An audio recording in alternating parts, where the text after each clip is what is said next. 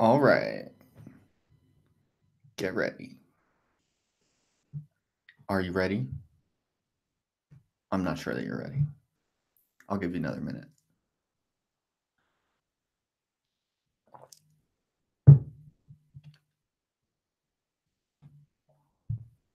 What's up, people? Here I am. Thank you for joining me for yet another evening of Justin Murphy's Weird and Wacky World. I'm going to be joined by guests in about 20 minutes now, since I was kind of dragging my feet a little bit. If you happen to be here just for Rosa and Lexi, and you have no reason to be interested in my rants, then you should probably go make yourself a cup of tea or something like that, because this is the time where I just kind of talk about whatever I want. So you've been duly warned. I won't take it personally. Go ahead if you don't want to listen to me talk. I'm going to send a link to bring in Rosa and Lexi at 30 minutes past the top of the hour. So, oh shit, let me pop up the chat so I can see it. I forgot to do that. How's everyone doing tonight? All right. I am feeling pretty good. As you probably saw from the last stream I did, or if you weren't here for the last stream, you might notice I'm in a different room than I've always done these live streams in. It's because my wife and I moved house. And sec. Oh, we can get some feedback. Yeah. Yeah, so it's a little less ugly than the other room that I used to live stream in. No, I did not move house just for a more beautiful live streaming background. This, unfortunately, is not such a serious operation. But, oh shit, the public chat is kicking off already. Look at this. All right, let me get caught up. But it is an incidental virtue of this new pad that we're living in. So I was kind of interested that there were already some people out on the interwebs this evening that are not happy with my choice of bringing on some new possible communist comrades. Why?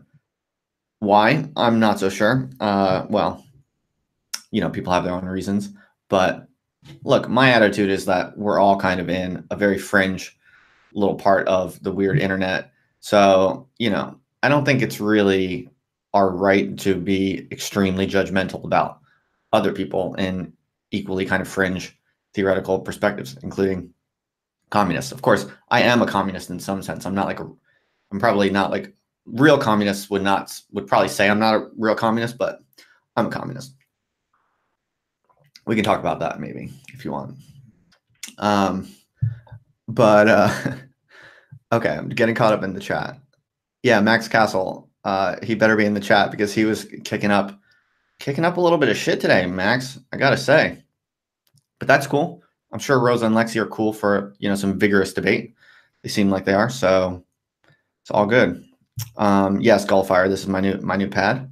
I have not done a tour of the house yet, but maybe I'll do that on a different stream. Yes, the old place was quaint, thank you, Ismith, but it was ugly. It had vomit-colored beige walls. Yeah, how many Catholic communists are there? I'm not sure, but probably all of them that exist are in my Discord server. So if you're interested in that, send me a DM on Twitter. Xenogoth. I would say, in all seriousness, I'm a pretty literal communist. But the thing is, that means different things to different people. So I mean, I'm not interested in like taking over the state or anything like that, and I'm not interested in any kind of left-wing activism at all either. So a lot of people would say, ergo, I'm not a real communist. Whatever. People can define things however they want. But I would say that my neo-feudal model of communism is pretty legit communism. I just think it's a better, more serious kind of communism. But that's neither here nor there. This stream is not about me. It's about some real communists who are actual activists. So this should be interesting. And, you know, someone asked me on Twitter earlier today, like, why am I having these people on the stream? And first of all, I mean, I hardly know them, so I can't judge. I mean, look, my attitude is the same attitude I have towards like right-wing people also. It's like, you know, it's hard to really understand who someone is or like what they're really offering just by reading one article or even a few articles. So I don't judge. I'll judge people when I talk with them. I trust my own judgment in a conversation much more than my judgment at just looking at someone's texts. I really do think you get a lot of cues, a lot of information in a conversation with someone that really gives you a much more informed picture of what they're really about and what's really going on under the hood. So that's why I like to talk with people, even when I don't know that much about them. I like to talk to people because I don't know that much about them. I think having a video chat is actually one of the most efficient ways to really understand where someone's coming from. So yeah, when I have conversations with people on the internet, it's not an endorsement, but it's also not, it's not a judgment at all, positive or negative.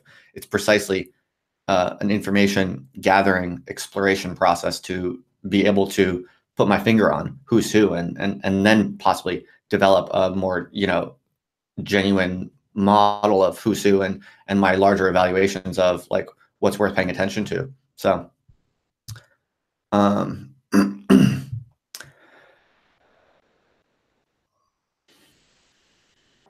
yeah, that's basically my take on platforming. I think platforming is like a bullshit concept. Platforming is something that's a word that is only used by people who are suffering from what Deleuze and Guattari call interpretosis. We're all, I think, like a true kind of truth-seeking intellectual of any kind doesn't really give a shit about like promoting or not promoting different types of viewpoints. It's about the search for weapons. It's about the search for anything that's of interest or value. And you can find things of interest or value in the strangest of places sometimes, even among, people that you might think of as enemies or whatever. The idea that like the primary dimension that matters for judging an intellectual conversation is which ideas are being like promoted instrumentally in the public sphere. That's just a really stupid, petty, I think, idea or model of what intellection and communication even is or is about. I think in an ideal mental state where you're really just on your own vector seeking some truth, you could not be less concerned about the instrumental implications of like who it is you're happening to bring to light. Yeah, I think it's just that's a paranoiac model, and if you're even thinking in those terms, you're probably you've already set down along train tracks that are going to keep you kind of wrapped up in a circular neurotic paranoiac kind of mental fixation. That's my view. So forget about platforming. Just don't think in those terms. It would be my viewpoint. All right. What else? Yeah, Gulfire. Maybe we'll have time to talk about my neo-feudal communism, but I try not to impose my own ideas on these like chats. I'm having a guest into my virtual space. I want to, give them the spotlight, and so yeah, I try to never like impose my own agenda on these conversations. Obviously, I try to, push things in a direction that I'm interested in to keep things fun for me, but yeah, we'll see.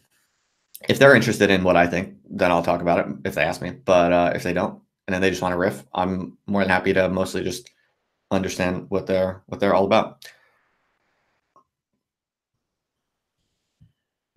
All right, sorry. If there's anything in the chat in the first 15 minutes that I missed, sorry, I wasn't able to keep up with it, and I'm not going to go back over it and get distracted. So my last conversation with Geo of Geo's Aesthetic Content Corner was pretty fun. I thought he was a pretty solid dude, it seemed. He, kind of reactionary, but he's like, I think what I would call nice RX, what John from Synanon would call nice RX. He's like, doesn't have really edgy viewpoints. He's just kind of a traditionalist, more or less, and a Catholic guy, and really, really nice guy, actually. He, a little humble brag here. Well, not a humble brag, just a brag. He said that it was the conversation that I had with him on the live stream 2 nights ago. He said that it was the best conversation he's ever had.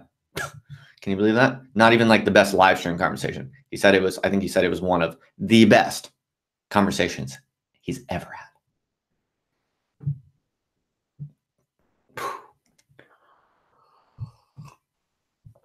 I'm a little nervous to have these real communists on, because they're like legit bona fide activist communists, like members of communist organizations. And compared to them, I feel like a fake communist. But it's okay. What else is in the news of my life and in my mind? I recently, by the way, if anyone's here looking for Rosa and Janice and you're wondering why the hell am I watching this guy rant, another reminder, they're going to be joining us in 15 minutes. So if you're only interested in them, please spare yourself. Go take a bathroom break or something. I recently was put into a new administrative position in my academic job. And why on earth would I be talking to you about this? Sounds boring, right? Well, no, it's not boring. It's actually really interesting, because I went to a training. I had my first obligatory training to become, wait for it, an academic ethics reviewer. So you may or may not know that at all major universities today, if you want to do any kind of research, you have to apply for approval from a faceless bureaucracy.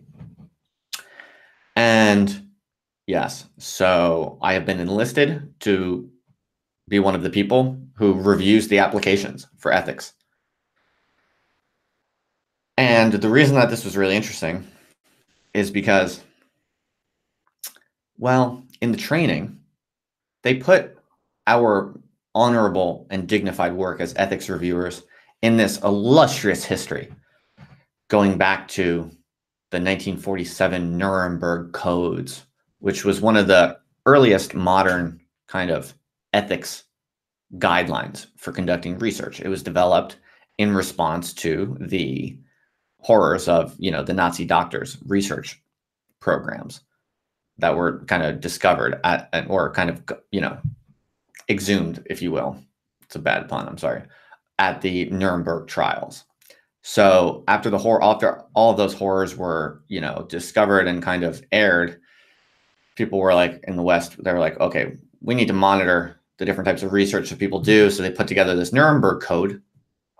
And why am I telling you this? Well, in this training that I went to, it was really inspiring. It was really like, we as academic ethics reviewers are in this history that begins with this anti-fascist kind of response to the medical research horrors of the Third Reich. And I was like, okay, that's interesting. And then I started Googling it, because these trainings are all these academic meetings you have to go to are just so boring, and you don't really have to pay attention. So I always just Google stuff or write blog post drafts or whatever when I'm in these bullshit bureaucratic meetings. And I was Googling about the Nuremberg Codes. And what was interesting is I found this really interesting academic critique article of the Nuremberg Codes.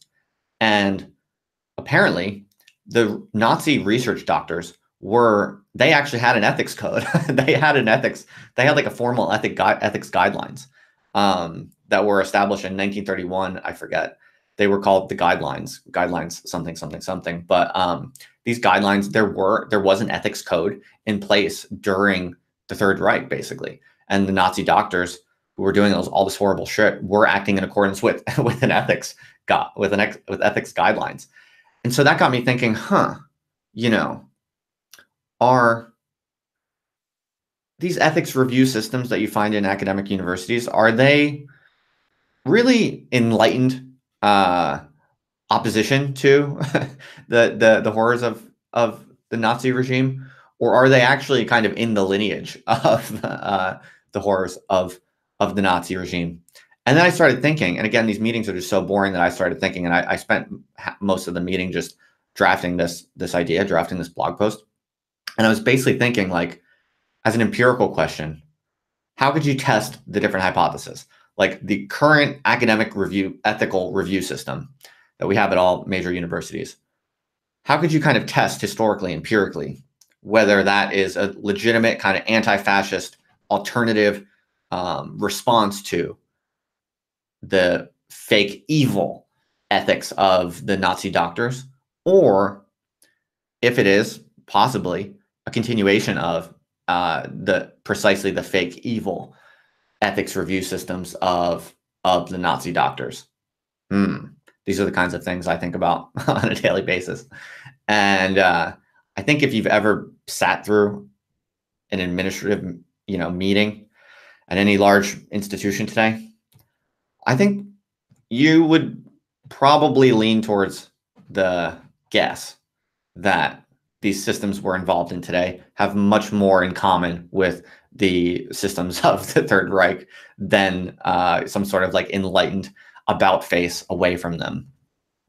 So that was kind of my hunch. Then I started thinking it through, and it all started falling into all the puzzle pieces started falling into place, because it was actually fairly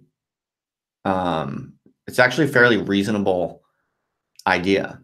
And so I'll give you, I basically have this blog post coming out soon, but I was just kind of editing it today, so it's kind of on the tip of my tongue. And I'll give you the basic bullet points in the last 8 minutes or so before Rosa and Lexi join us.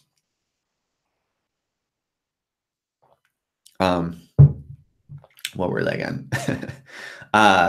Basically, hang on, I have to recall. My notes. Got too much going on. Oh, Max is here. All right, good.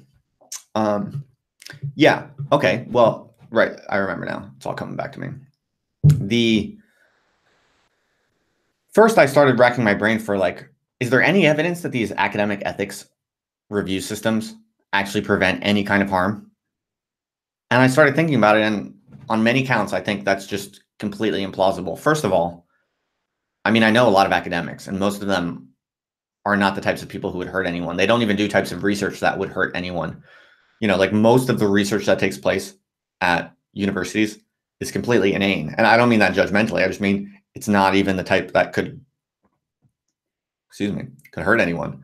Like the ethics review process, if you actually look at the submissions, the requests for approval, for ethics approval, it's mostly undergraduate students asking for permission to do some like inane research project that, let's be honest, they're just trying to get a good grade as quickly and easily as possible. They usually are like on a short time frame because they like waited too long. And most of the submissions to the ethics approval process are students like who want to do some completely inane survey or something like that. It's not like undergraduates want to, do some sort of like randomized control trial injecting, strange chemicals into racial minorities or something like that. The average undergraduate student generally doesn't do that kind of research. So if the, undergraduate submissions are the majority of the submissions, then it stands to reason that I think it's unlikely the ethics approval systems are really preventing that much harm. But then I also thought about other things, and, if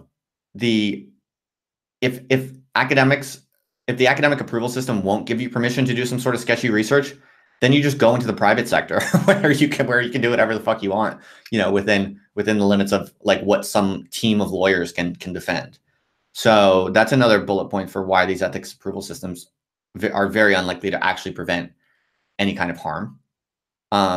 Another data point is if you look at the actual cases, like the actual examples that they give you, even in these trainings, like the training that I had to take this position, you find that even their, most impressive examples of preventing ethics violations are themselves completely inane. In fact, they're not even really ethics violations. They're like quality control violations. So it's very strange, actually. Like I was very surprised they were telling me all these details, because it does not look good for the reality of what these systems are. Like one of the examples they were boasting about was like a university student, again, an undergraduate student, like those are the main like ethics violators apparently, sent out like a survey to a bunch of people, and the survey questions had bad grammar. That was the violation. And this was cited in my training that I had to take as an example of the kind of problems that can be caused by, rogue researchers. And this is why we need ethics approval systems. I'm like, okay, well, I can understand why you might want to do quality control. Okay, fair enough. But that's not ethics. That's just not ethics. Like, who in their right mind would think that that has anything to do with like preventing harm? And then what you realize is it's the ethics systems at universities are seemingly like 100%, it seems, okay, maybe 90% to be a reasonable person, about preventing PR problems. Basically, it's a wing of the PR system, it seems to me. So it's really just about minimizing the number of people in the public who get upset with the university. It's just like brand maintenance. It's university image maintenance is what ethics, the entire ethics review system seems to be primarily about. Because I really racked my brain for like how it would actually be able to stop any kind of harm. And oh, and the final kicker is that, you know, if you were a really evil researcher and you wanted to, you know, like do some evil Nazi experiments on racial minorities or some shit like that, you if you're that evil, I think you're evil enough to omit that from your ethics application. You know, you would just not say that. So, you know, these ethics approval processes are all prospective, and there's no enforcement. Like, they don't actually have any knowledge or information about the actual research conduct. So this is the job this is my new administrative position. And so after racking my brain for looking for any type of harm that these systems might be able to prevent, and not being able to find any possible evidence that they prevent any kind of harm, and then also finding positive evidence that they seem to be mostly geared towards PR purposes, then I started thinking, well, if it's mostly a PR problem that these ethics review systems are designed to solve, well, then that is basically an institutionalized system that is diverting resources away from a certain subpopulation, like the taxpayers, into the coffers of like this high IQ cartel that academics are. And if that's what it is, if the ethics review system at a university is primarily about protecting the public image of the university, and it's using ethics and the, you know, the moral gravity of the word ethics to protect its image, the reason is, and I actually asked them why, and in the training, the person leading the training told me it's to ensure the steady flow of funding from government research councils. Because if we let people do all kinds of crazy research and it looks bad, not because it harms someone, but just because it looks bad, then governments will kind of decrease our university name in their status assessments, and money might stop flowing. They basically told me that straight up. And I was like, okay, so you basically, I didn't say this, but I was thinking it. You're basically confirming to me that this ethics system is just a massive dissimulation for high IQ people to protect their image in the public eye, to ensure that the government keeps giving them taxpayer money and protecting them from competition. That sounds much more like the the ethics guidelines of the Nazi doctors than any kind of like about face or like enlightened moral opposition to the horrors of that period. So, end of my rant. Thank you for listening. It's now exactly 9:30. I'm going to send the link. I got to email the link to Rosa and Lexi. And oh shoot. Yeah. Hang on. Oh, what's going on here? Hang on. I'm all confused. Okay. Sweet. 1 sec. I don't know what's going on. You're all hearing me, right? I don't know. Hang on. My screens are all.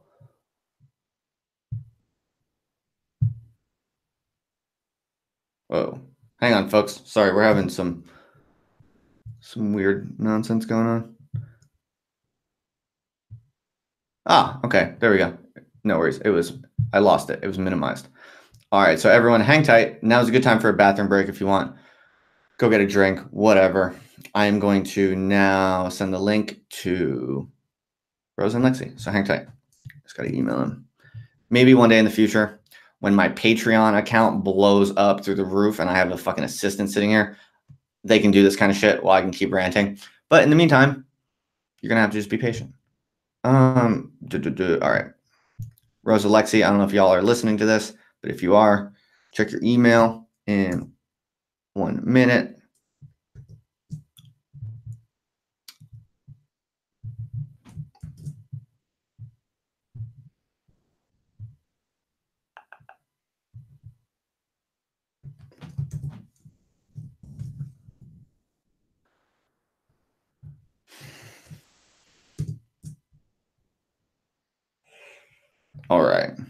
Rosa and Lexi, you are now welcome at your convenience.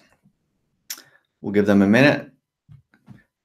If there's any communists in the house who are visiting my weird little internet experimentation for the first time, welcome. I'm very happy to have you here. I was saying earlier in the stream that I'm kind of a communist. I still think of myself as a communist. I really do. But I don't think many like real legit communists, like activist communists like Rosa and Lexi would. I don't know if they would accept me as a true communist. My sense is that I wouldn't say I'm like persona non grata, because I kind of just hang off and do my own thing, and no one really cares too much about. No one in the left really cares too much about me. They seem more or less content to ignore me. I'm not like, every now and then they give me some beef on Twitter, but I'm not exactly persona non grata. But I think most people in the activist left see me as like not a real leftist. And here we are. We are joined by at least one of Rosa and Lexi. Which one do we have with us here? Rosa. Can Hi, you Rosa. hear me? I can hear you loud and clear. Hi, Rosa. How you doing? Yeah, pretty good, I guess. Pretty Awesome. good. Waiting on Lexi. I just told her about the email thing. I thought you would like do the whatever. It's all good. Alexa is here too, so I guess we all figured it out. Hello, Alexa. Can you hear me? Okay. Yes. Can you hear me? I hear you loud and clear. Fantastic. Yes. I just want to say, first of all, thank you so much for joining me, both of you. I'm looking forward to this conversation. It should be quite an interesting exchange. I want to just say real quick, everyone who's listening, are the audio levels and everything okay? Just type in the chat if there's any kind of problem or whatever, let me know. But I think we're all good to go. And go on. I'm sorry. Before I was doing a little research before, and I discovered like a newer audio artifact that I thought you might find interesting. Is there any way that I can send this to you? Maybe you can play it on a break or something. Ooh, feel free to send it to me. I can try to play it. I'm not too technically sophisticated. This is kind of like the default Google Hangout stream. And so I don't have too much control over like different types of audio options, but I can try it for sure. Okay, thank you. What was it? It's a fascinating new piece, an audio piece by Land. I thought he stopped making them, but it's a recent piece by him. Yeah, I was, I'm really excited about it. I was confused at first. I thought, maybe he had gotten over that kind of thing, but yeah. So I'll send it over, and you let me know. All right, interesting. I suspect there might be some trickery here, but I'm very curious to see. Just because I feel like if Land released an audio piece, I might have heard about it. So I'm quite surprised. But if you have a recent audio piece dropped by Nick Land that I have not heard of, I will be very intrigued to listen to it. Oh yeah, you just gotta follow with SoundCloud, Okay, cool. Well, maybe someone can find that or post it in the public chat. Are you guys following the public chat by any chance? I very well could. Why don't I? It's up to you. No worries. If it's just too distracting, you can ignore it. I can watch it for questions. Cool. Up to you folks. So cool. So thanks again. And I figure we should just jump right into it, shall we? I don't really know too much about you folks at all. So, I don't want to pry or anything, but can we start a little bit with like just a little bit about your background? I'm curious about you folks as people. Totally. Yeah, that's cool. Some people, I noticed that you folks have avatars, so I'm always very, respectful of like different people's preferences for anonymity. So if, I'm at any time prying, you can just ignore any question or whatever. But maybe could you just tell us about, I think you folks are in Florida, is that right? Maybe could you tell us a little bit about your like political background and the current situation of like how you folks are embedded in, the political space? Sure. I think so far I've been listening. I've heard two things that I would object to as characterizations of myself. One of them is that I live in Florida. I have only lived in Florida for 1 year, and it is not any of the years that I've been podcasting. However, Swampside Chats was started around a couple people in Florida and their internet hangers-on, and we are said internet hangers-on. So neither of us are in Florida. Okay. The second, I think, most important thing that I would say, for myself and for most of the people in Swampside Chats is that we are for the most part not activist. Like we are not, for the most part, engaged with organizing or campaigns. And to the extent that some of us are, committed to doing so, we're frustrated at the moment. Like, so for instance, Donald and Jake have been around Communist League Tampa, and, I think they're on the outs with them at the moment. So we're not uncritically activist types. Okay, interesting. So are you all with Communist League Tampa?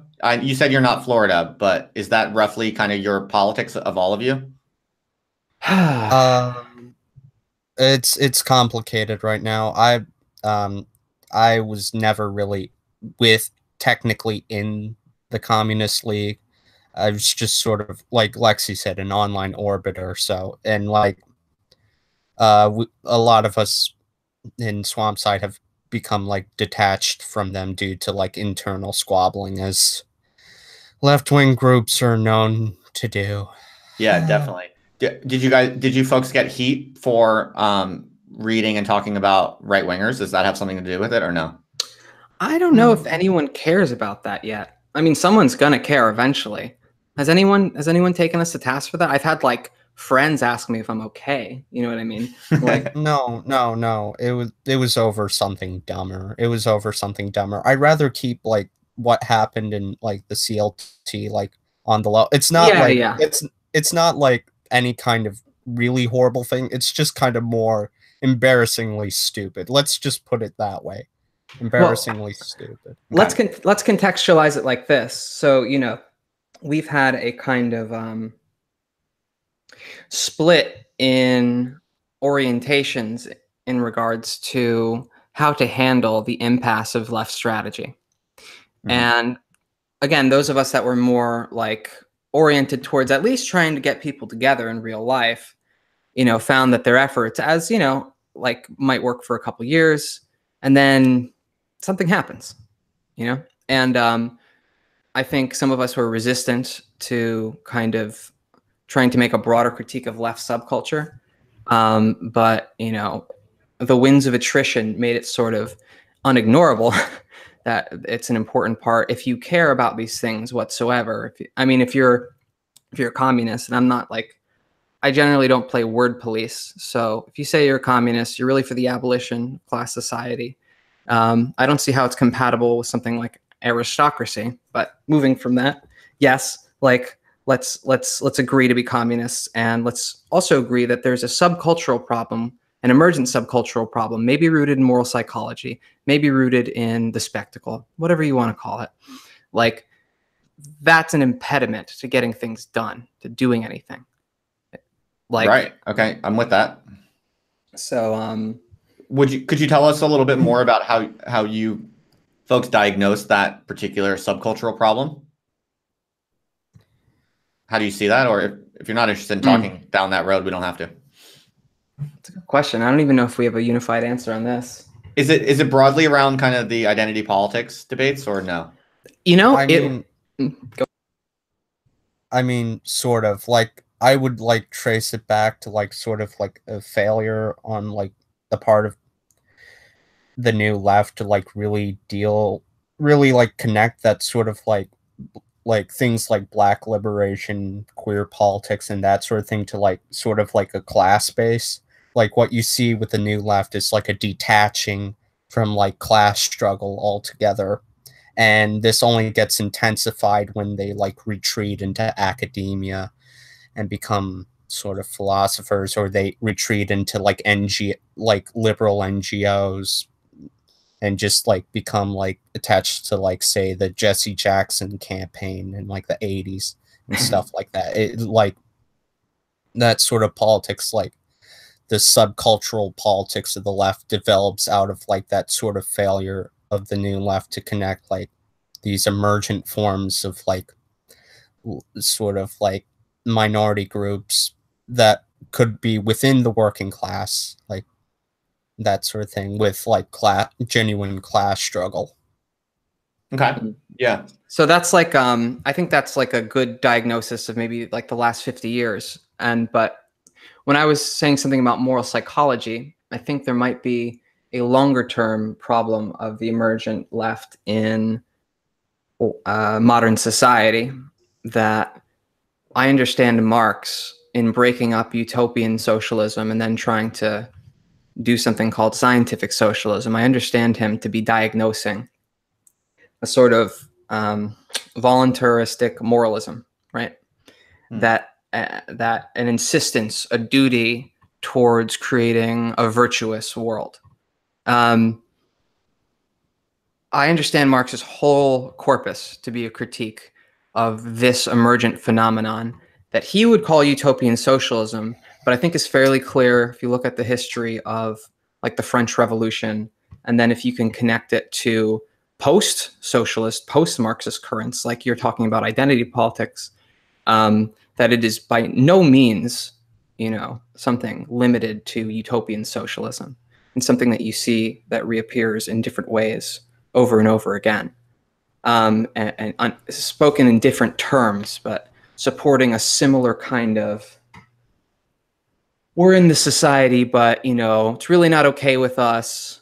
We're really, you know, it's just really bad, and we're going to do everything in our individual power to stop it. We might even be able to have a big collective hunt for virtue, you know, and try to like weed out all the unvirtuous. But it's not capable of critiquing that like form of that entire, you know, I don't know how else to say it, but like a sort of tight butthole, authoritarian, autarkic response trying to shut out freedom that doesn't work for us. Right. That's not how capitalism is going to be superseded. Okay, right. So you're saying that, you know, one of the popular kind of ideas or models on the left is to basically kind of control in a moralistic way what other people in the movement do in a direction that it is believed is strategic for the overthrowing of capitalism. And you're saying you don't believe in that. If I'm hearing you correctly, I don't know. It's mostly, but yeah, go on. I mean, I don't even think many of them really believe in the overthrow of capitalism as possible at this point. And when you say them, are you talking about kind of the larger, like, let's say, Western culture of leftist activism, or what do you have in mind when you say them?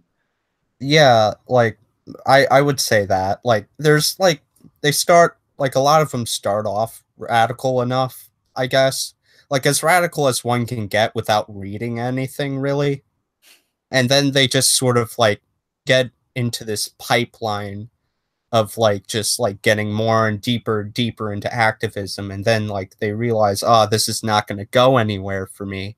I might as well just do this sort of activism in like sort of like an NGO environment, you know, with like the human rights campaign, stuff like that, because that actually gets some level of goods, although it's been an ever increasing diminishing return for that sort of like activism anyways. Hey, you can put it on a resume, you know?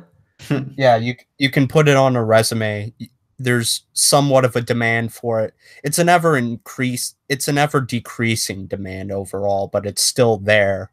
So it becomes like a pipeline between, like, you know, getting caught up in like a really bad sect and into like dumb liberal NGOs, essentially.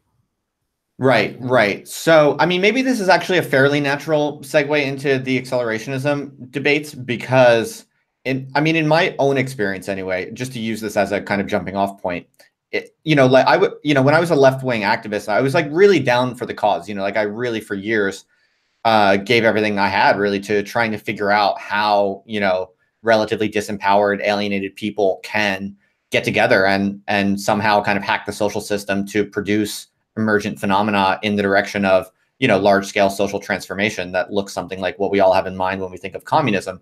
And, you know, just to put it very simply and almost stupidly, you know, at a certain point, it just became very clear to me that, kind of like what you said a minute ago, like most of the people around me and kind of left-wing activist milieus, I just kind of got the vibe that they were actually doing something different.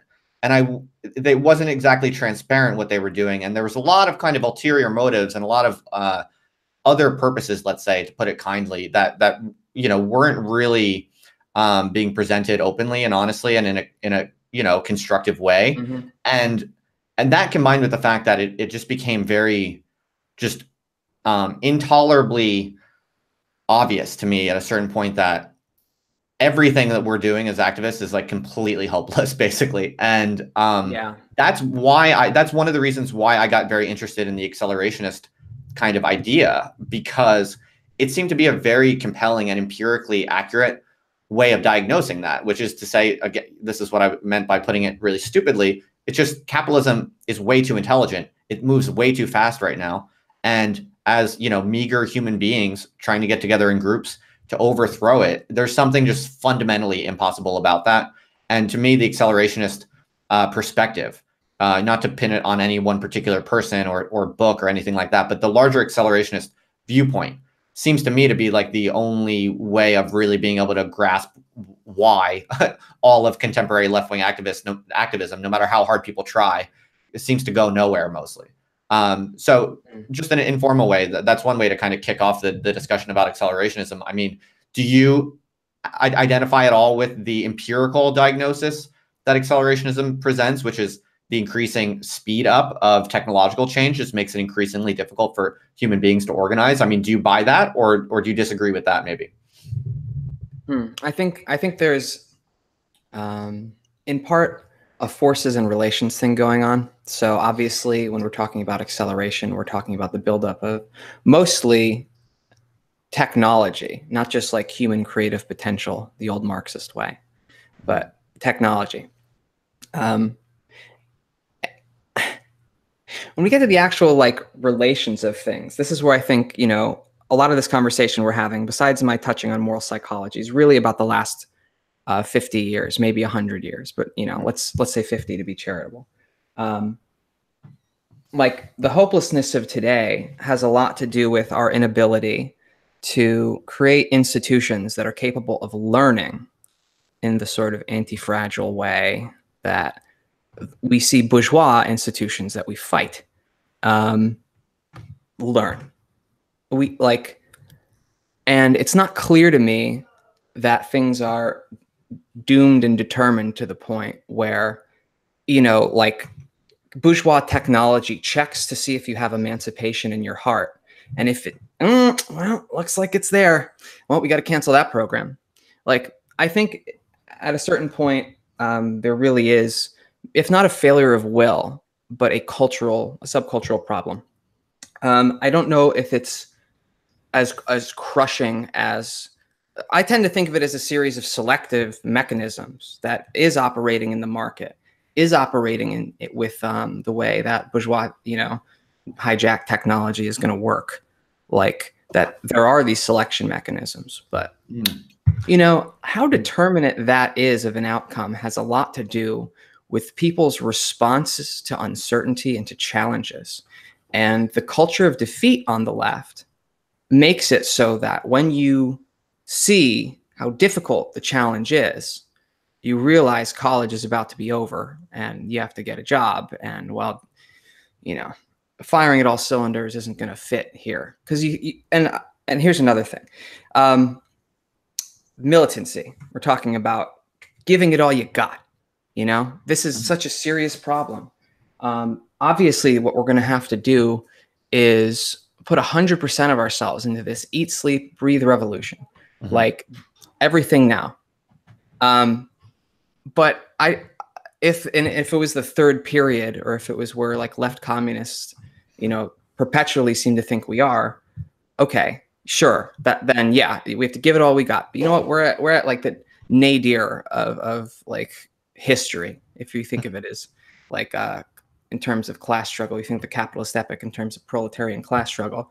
We're at a serious bottom.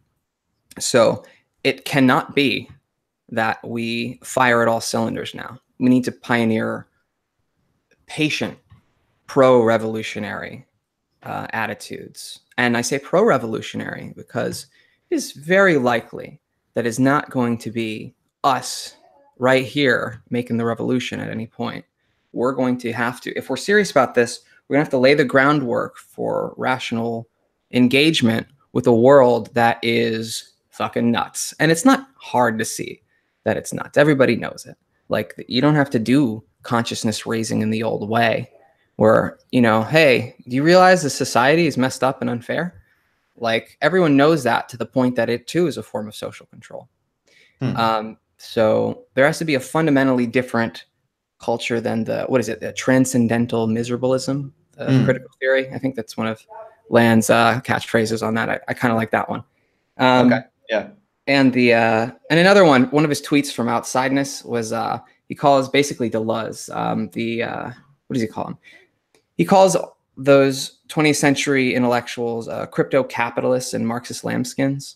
Like, I think there's a lot of truth to that. Like, I don't think it's the CIA funding them all the time necessarily. I think it's just more of an emergent effect of the history of the Soviet Union and of socialism. Okay. Yeah. Well, you're saying a lot of things that I think sound pretty sensible to me. So I think there's a lot to go on here. I mean, I was listening to the podcast you folks did on the Dark Enlightenment, and there was a point made in there. I forget who made it, and this is something I've thought about also, and I tend to agree with it. Someone made the point that, you know, this idea of the cathedral, you know, most listeners here know what that is. That's kind of the reactionary concept for basically the mainstream kind of left-leaning cultural Marxism. It's cultural Marxism. It's like it's a grad school form of cultural Marxism. I don't really care what Nick Land says. I think that's what it means. Okay. Well, all I was getting at was that you actually someone in your group talks about the cathedral in the podcast, and you say that, you know, can't you kind of understand the cathedral as an epiphenomenon of capitalism itself? In other words, you were kind of, and I think someone said this explicitly, kind of seeing the cathedral as a kind of Gramscian hegemony of capitalism. And I think that's actually a really compelling and reasonable way to try to make sense out of and integrate this kind of neo-reactionary diagnosis of the left. So that was just a random thing that you just reminded me of, that I listened to, and I was like, yeah. So that, you know, that's exactly an example that I had in mind of the kind of genuine kind of left-wing emancipatory insights that you really can glean from reading reactionaries. Oh yeah, yeah. I mean, Mark Fisher's like work on the Vampire Castle, right? Like, that is his whole hope there, is that he could spin this conversation in a way that wasn't going to end up well, like it did. Yeah. Yeah. I've been talking a lot. I want to kick this over to Rosa, because I'm sure you don't agree with everything I've said. Yeah, I'm just going to roll back to like the first part where you were asking if we agree with the empirical idea of accelerationism, the concept of speed, which I kind of wanted to push back against in my article. Like, I think there's something genuinely interesting about the Baudrillardian, I can't say his name, hyper-reality guy. Yeah. Fuck. I think there, Baudrillard, like, I think there's something interesting there that, like, accelerationists play with, and I really regret not bringing that up in the article, genuinely, because that's one of the stronger points in terms of, like, the development of, like, I can't say words. Development of, like, the development of that in relation to, like, the development of, like, antisocial tendencies in the internet and that sort of thing. I think that has, like, a stronger point than, like, the concept of speed, because when we look at capitalism, yes, it's becoming ever increasingly complex, but is this complex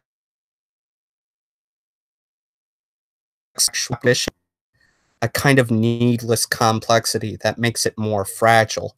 Because when we look at things like academia, you were describing earlier, Justin, how you're on, like, an ethics board and things like that, and the ethics board doesn't really do much in terms of, like, ethics. It's just there to make sure that, you know, there's nothing crazy, quote unquote crazy, coming out.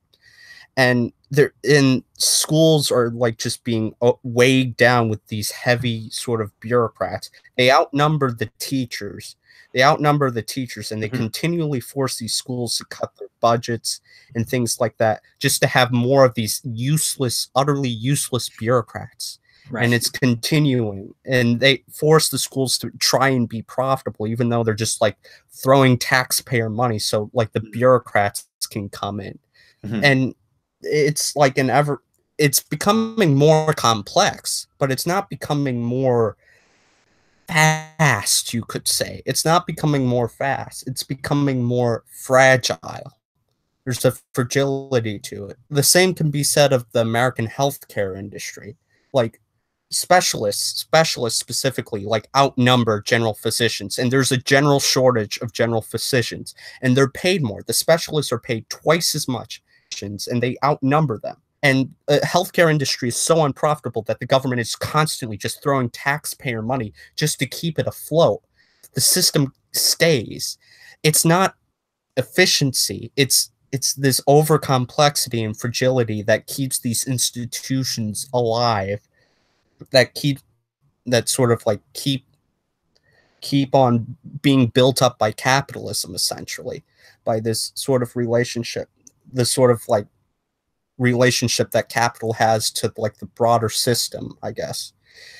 So I don't believe capitalism is getting faster. I believe like complexity of capitalism is growing. It's growing at an exponential rate. But what is being created is fragility, almost akin to like the Soviet Union during its spiral, its death spiral. It's endless amounts of bureaucrats, technological progress is actually slowing down. When you look at like people overhype the like Silicon Valley like aesthetic and like people like Elon Musk and that sort of thing, but when you actually look at the numbers of like technological advancements and like sort of like psychology's basically having like a meltdown because they're finding that they're having a hard time replicating like major studies and things like that. You find that these sort of technological scientific advancements that capitalism relies upon to like actually gain speed are like slowing down. And I think as much as no one here really likes left accelerationism, I think they kind of had a point, but they didn't really point to this part of like capitalism slowing down technological speed. And I don't think they relate it as a crisis, as a real crisis. And yeah, I just like, I think the fundamental reason for like the slowing down of technology and the overcomplexity goes back to like labor. Like, I know this is going to be cringy for all those who know who Paul Cockshot is, but he makes a oddly interesting. Sounds like a porn star. He should be. Yeah. Go on. I'm just kidding. In Towards the New Socialism, he makes this argument about the Roman Empire, but essentially the reason why the Roman Empire, even though it had like the sort of science, the scientific knowledge and knowledge of like Greece and things, and the water mill, and they had the technological means to advance to like a higher mode of production or whatever, or a sort of proto-capitalist mode of production, because like the water mill was instrumental in like the development of capitalism in like England and broader Europe, the development of the water wheel. But the reason that's like argued by like many historians that Rome didn't really progress that far is because like they had slave labor, and slave labor makes labor so cheap that there's no incentive to invest in like labor saving technologies. And there was sort of the same problem in the Soviet Union, even though like in the Soviet Union they had workers that were paid in wages. Their workers, wages didn't really mean all that much because most of the things were already provided by the state automatically. So you had like house stuff like that. So like wages were just sort of extra. So people didn't really value their wages in the Soviet Union. And again, this made the labor kind of cheap, and like it didn't give an incentive for the state planners to invest in technology that would like reduce the amount of labor that was going in production. And Paul Cockshott makes the connection between like this sort of process of cheapening labor leading to a slowdown in technological progress to capitalism, because while capitalism is an improvement over these two systems in terms of like paying their workers directly in wages, it's the capitalist has like a short-term motive to just decrease the amount of money that's going towards their wages and make labor cheaper. And like you see this process of them trying to make labor cheaper by just like escaping the capitalist core, just like fleeing the capitalist core to go to the third and the periphery and semi-periphery to get cheap labor. They retreat from this. And Paul Cockshott gives a specific example of IBM in like the 50s and 60s. You know, they constantly like kept on investing in technology to like make their automation process quicker for their factories. But like in the 60s, they found like that you know, having factories in the quote unquote Orient would be like less productive. It would be way cheaper. It would be way cheaper and more profitable for them to like have cheap labor in the Orient instead of actually like investing in more technology to make it more efficient, make the process of production more efficient.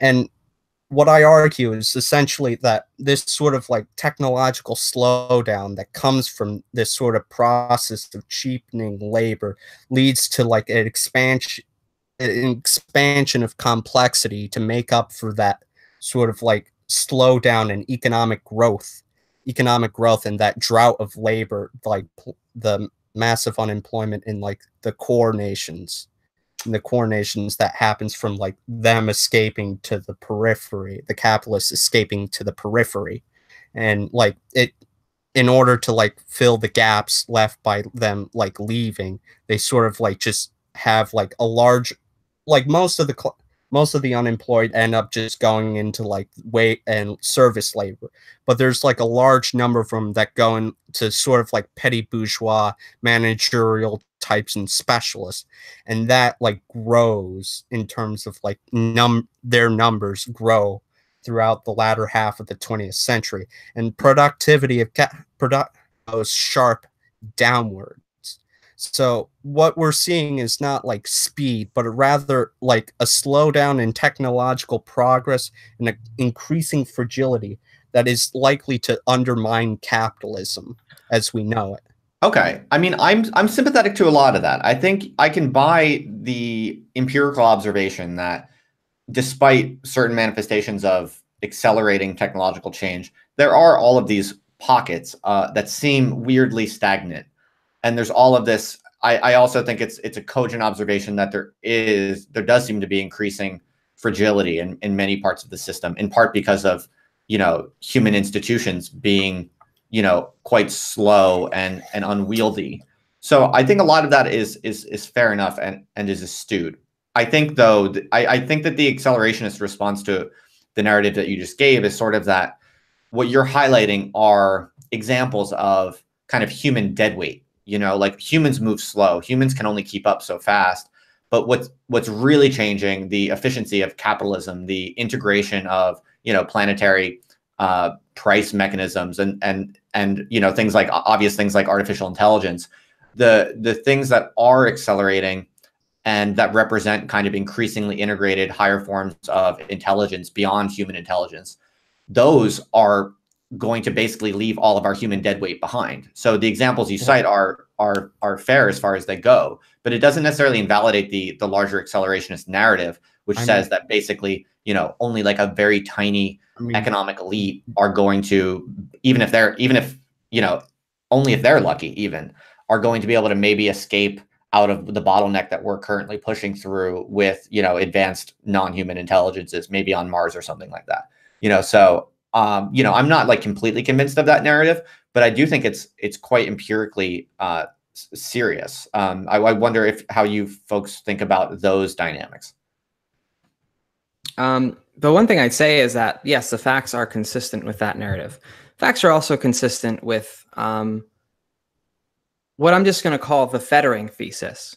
What Rosa is saying is a really empirically astute version of what might be the heart of Marx's argument, okay? That the productive forces of a higher mode of production, like, will eventually outstrip the relations of production. There's some kind of growth that previous modes of production like come up against, and instead of just developing, you know, hyper feudalism or something, you know, some cool new form of feudalism, it's just like fuck it, and it changes the whole way things operate. To be vulgar about it, a vulgar Marxist. The point being that if you're a left accelerationist, you like, as incoherent as these people are, they might be some of the last real Marxists alive, because they're at least defending this idea that communism is in some way more efficient and rational than capitalism. That actually having, you know, a bunch of creative people that have to, you know, do Patreon rent seeking as their means of income might not actually be the most rational way to organize these things, and that higher forms of resource management that actually use all of the labor power and other commodities that are available, in, you know, just so much of it. I mean, it could be applied more efficiently. Like, right. The facts here are also consistent with that narrative. I don't think we have any adjudicating factors here.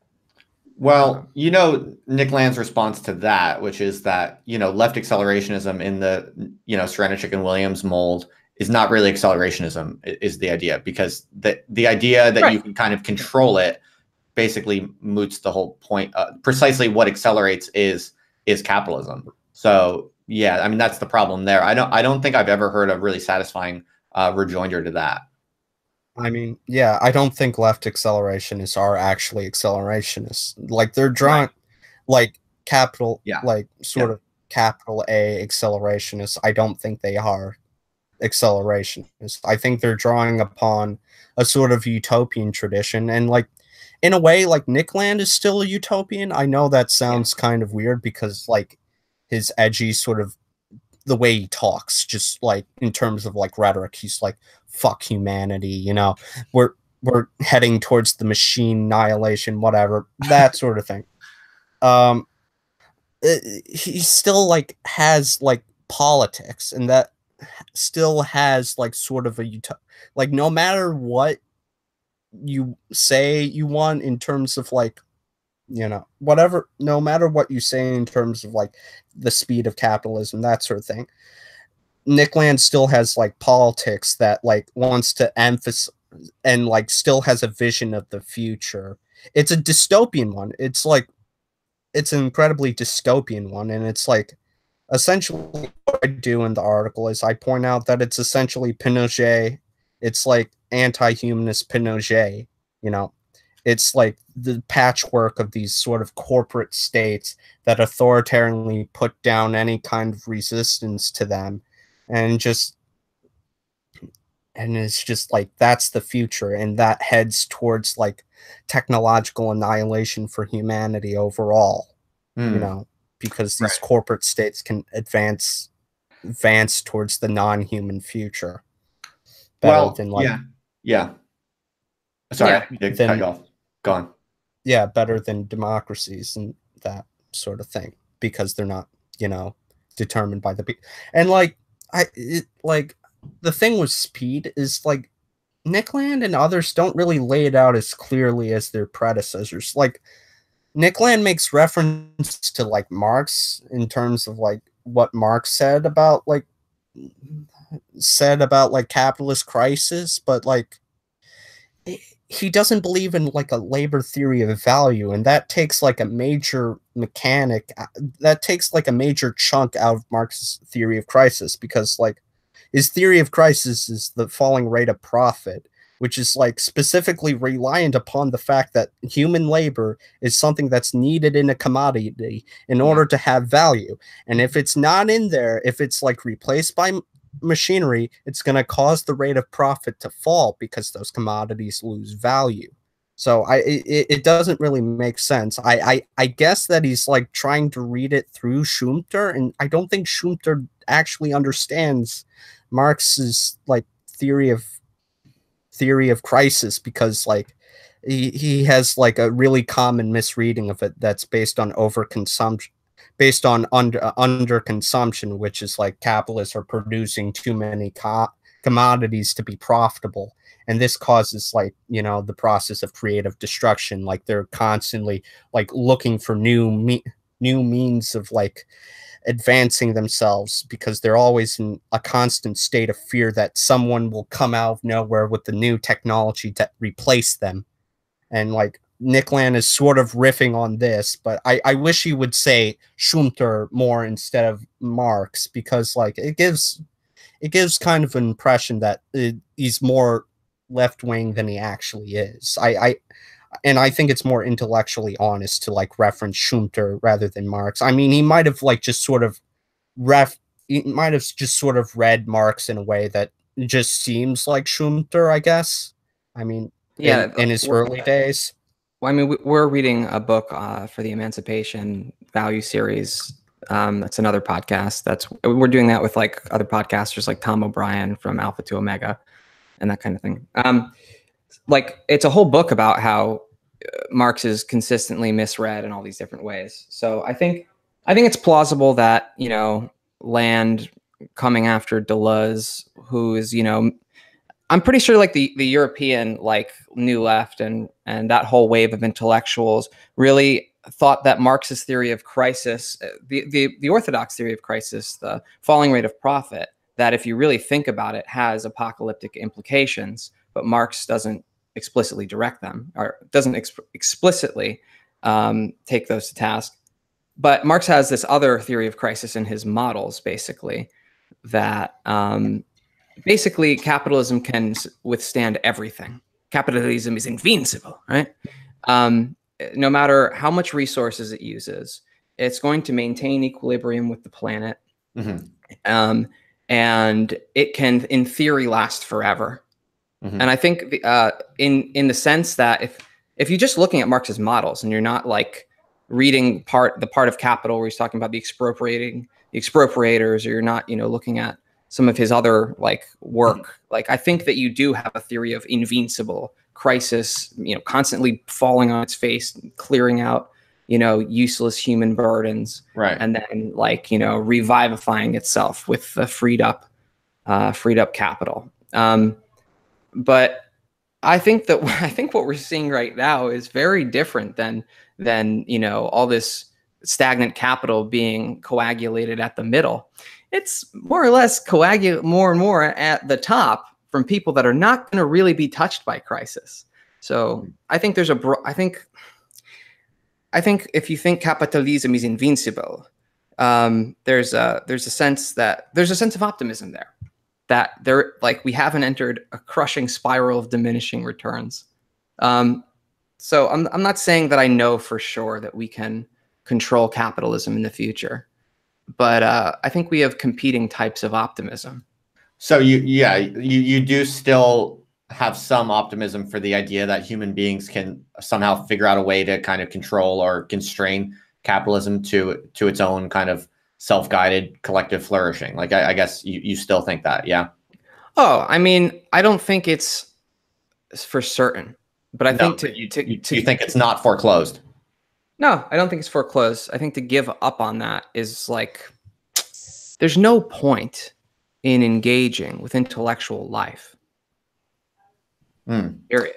So I agree with you, kind of, and that's kind of how I'm definitely in the kind of accelerationist milieus, but one of the ways I'm kind of an oddball in the accelerationist milieu is that I still also have not really been willing to let go of the idea that there, you know, is some sliver of possibility worth, as you said, at least thinking about and really trying to kind of, you know, even if it's just a kind of tragic, a kind of tragic structure to it. Yeah. I'm still interested in, you know, maybe there's just some crazy way we can all figure out how to rewire ourselves in a better way that produces large scale emergent consequences.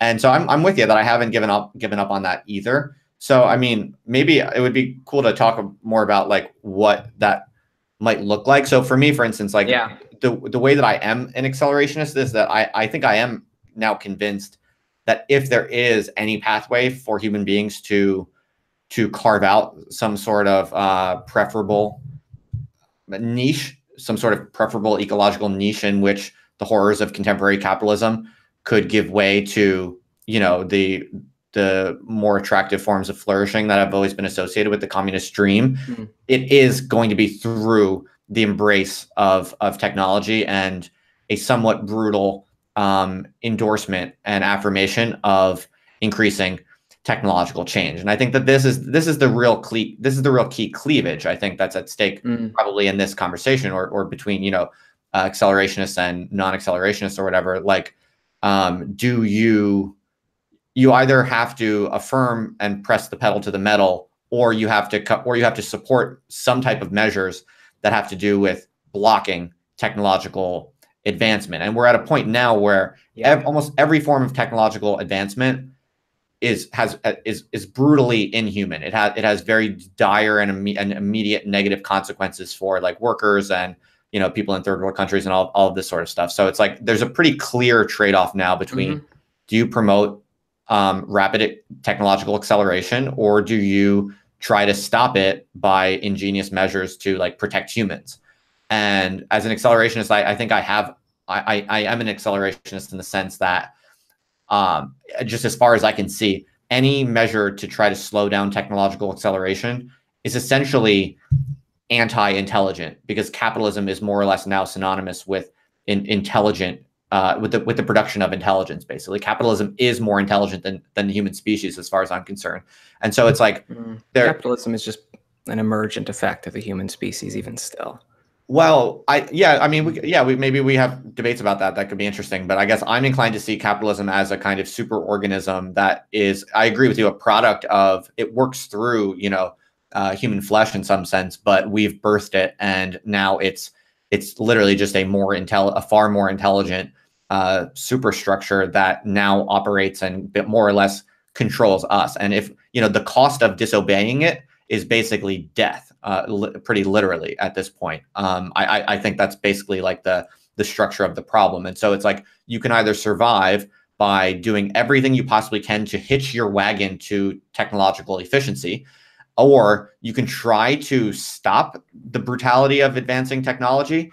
And that's the traditional kind of leftist politics. But then you get all of the impasses of contemporary leftist activism, which is basically it's all of this kind of obviously false bullshit posturing that's just moralistic, like screaming against this technological machine. It has absolutely no power to do anything against. And not only that, but you actually end up almost fighting to maintain like current forms of human suffering, if only to kind of like protect them in some strange way. So, well, like a good example of this is that debate over, you know, baby jail. Over Trump was separating, you know, children from their parents, like separating immigrants from their parents, like in these immigration detention centers, and it was truly terrible.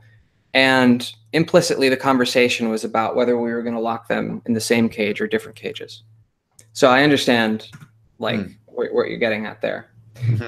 Ultimately, I think the tragedy of the 20th century and the tragedy of classical Marxism is that Marx and the early partisans of the workers' movement were hoping that they could basically stop capitalism before it really got going, before it flowered even farther to the point than Marx probably could have imagined, where it was going to bat down every Chinese wall, and the Chinese wall was going to have Marx's face on it. Like, you know. And the tragedy of the 20th century is that putting the brakes on this did not work. You know, creating a Keynesian management apparatus to prevent it from outstripping you maybe worked better than other things, but it didn't end up working. It, you know, produced stagflation and the justification for neoliberal economics, right? And Leninism. Leninism is the great tragedy. It was the ultimate attempt to assert the human will against this further development of this thing and to truly prevent the world that we live in. You know, I think Lenin made a lot of mistakes, but that's the sort of, like, I think this moral, like, aura around Lenin is what makes a lot of the conversations around this very difficult. Because, you know, I think he had a noble attempt in trying to prevent this world, but if he proves anything, is that you cannot shut out this world in this process. I don't think he tried, actually. I don't think he did that at all. Like, talk about that. I don't think he was he tried means of like accelerating the Soviet Union because he was obsessed with electricity in the Soviet Union. Like Marx like sort of vaguely talks about it in like, I think like a personal letter about how like electricity could be like what is to socialism what the steam was to capitalism, you know, this new form of energy. And I still fundamentally believe electricity is something that is fundamentally going to be the thing that could and would bring about socialism. It's going to bring about socialism no matter what kind of socialism we're going to have is going to be very, very different depending on the sways of like politics, if we can get politics going again, I guess, in the core nations. But like it's going to lead to something, because the way capitalism, it's not speeding up. It's creating this constant fragility. And someone in the chat asked about how this would relate to environmental crisis. Oh yeah, basically, it's 100% related. The fundamental irrationality of capitalism is going to like further this process, environmental crisis, because that's what it's been doing. That's what it's been doing this entire time, is like slowly destroying the earth and ignoring the evidence that global warming is real. And your Nickland is just like, oh yeah, that's just a cathedral conspiracy theory. The idea that capitalism like could be irrational enough to like just destroy everything before it could reach like a point in which like it would overcome humanity is just like, it's just too much for Nickland to possibly. So it must be just some kind of weird conspiracy by the cathedral to like slow down the speed of capital. And it's not. It's something that's fundamentally being driven by capital.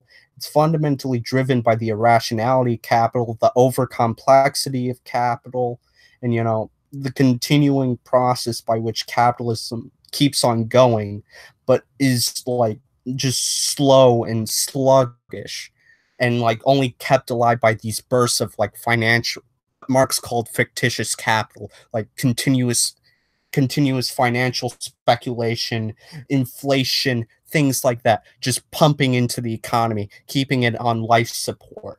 And it's just institutions like academia, the American health insurance industry, things like that. They're kept alive by this constant stream of money and just continuous fictitious capital pumped into them as they're incredibly unprofitable and unsustainable. It's just this continuing irrationality of capitalism that's driving it towards a cliff. Yeah. So, yes, we are heading. The only thing that can save humanity is rational planning. And it's, if we don't struggle, if we don't actually engage in politics once again, which I know that's going to be hard given the way like capitalism has essentially destroyed the advantage that the industrial proletariat had over it, being at the forefront of production and having that ability to stop it. Like that was the fundamental thing that allowed that gave the proletarians some chips on, gave the proletariat something to say, hey, we can do this and fuck you over.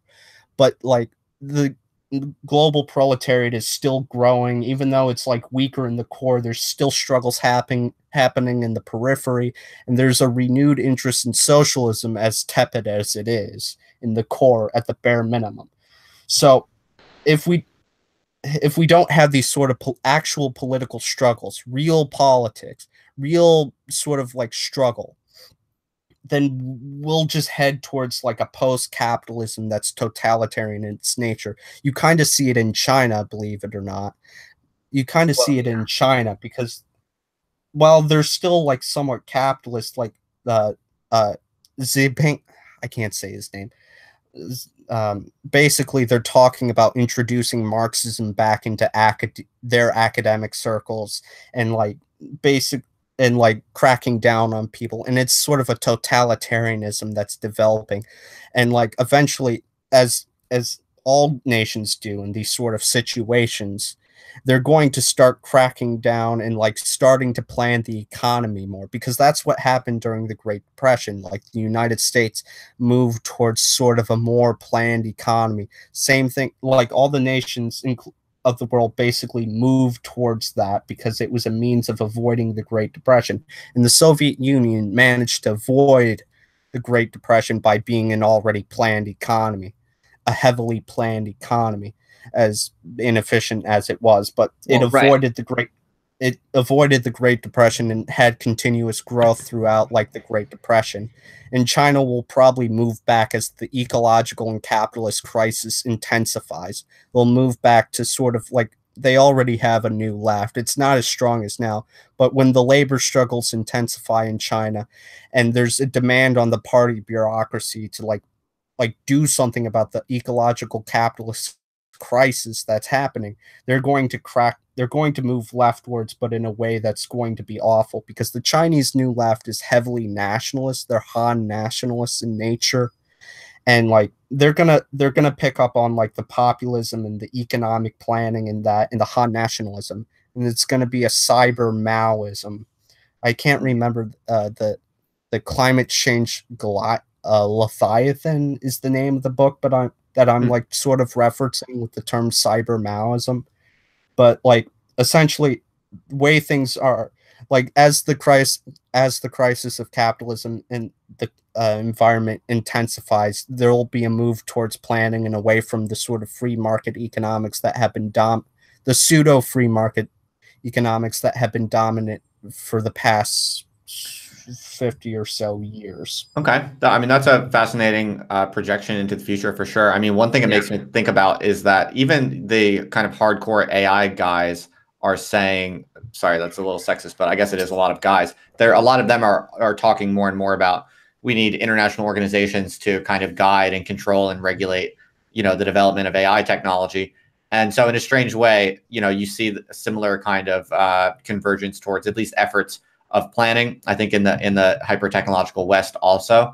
So yeah, I mean, I don't think anything about the accelerationist narrative precludes the possibility that with the increasing acceleration of capitalism, human beings are going to try harder and harder to put things together to control it.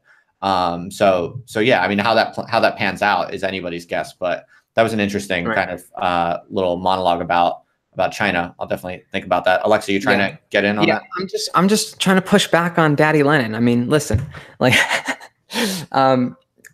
the dream of Leninism is that you could have an alternate form of modernization that was going to be more humane and democratic. It might have been Taylorist even, right? But they were going to do what needs to be done in a way that was Enlightenment approved, basically. Like, we're going to at least open this calculation, take it away from the bourgeois class and make this, we're going to decide how we industrialize. Instead, pretty much the whole Soviet experiment is characterized by when you leave, when you try to depart from the market, you end up having to rely on brute force and previous modes of class domination and exploitation. You don't get something classless. The market has not done its thing yet. The productive forces were not there. On Swampside, and I understand Cockshot to be making this argument as well, that that they didn't have the productive forces to plan. Yeah, no, they didn't have AI. That was like specifically they didn't have the computer technology.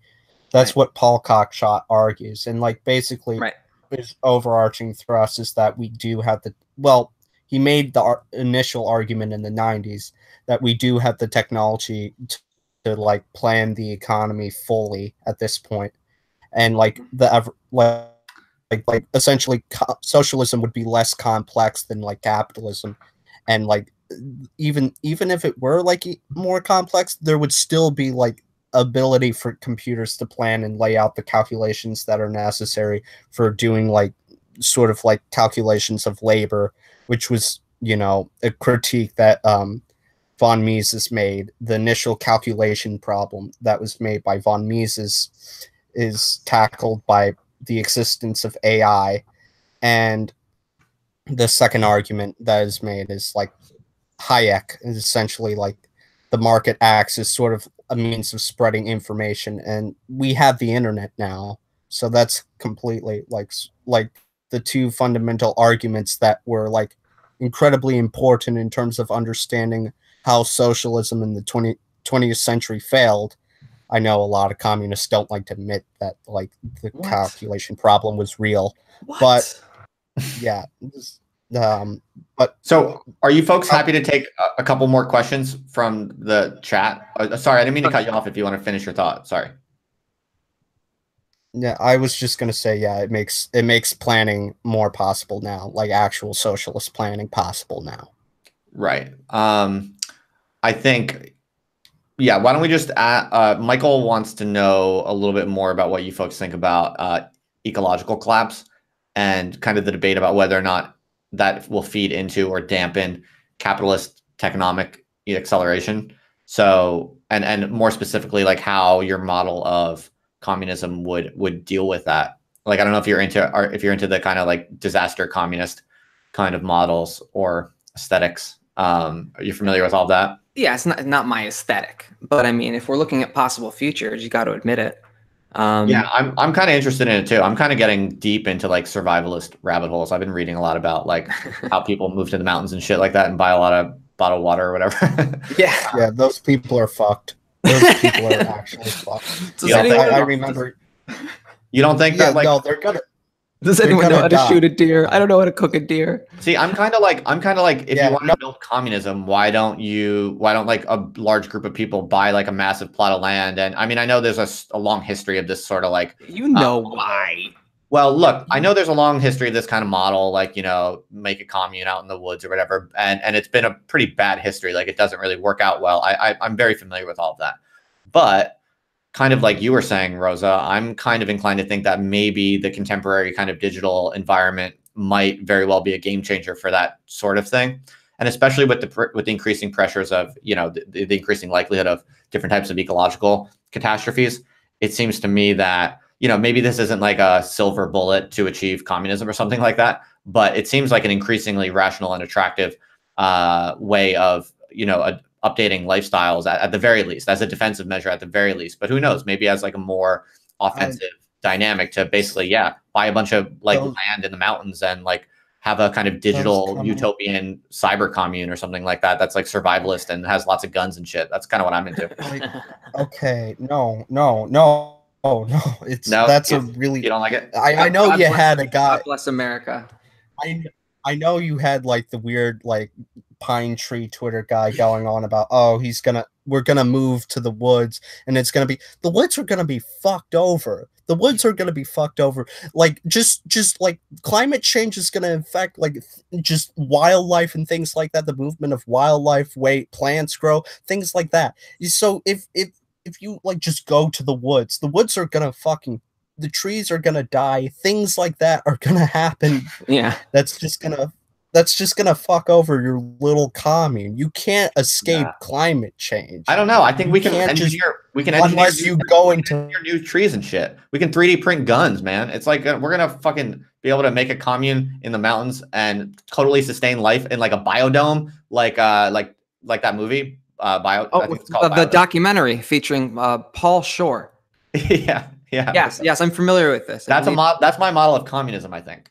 No, the Ted Kaczynski fanboys aren't going to be able to do that. Elon Musk, maybe, but yeah. Right. So this is why I'm saying, like, all you need is, if you want to build a commune, like I could build a commune, I get a bunch of people, and then I just find one person like half as smart as Elon Musk, and I hire them to do like the engineering work, and then that would be how you do it.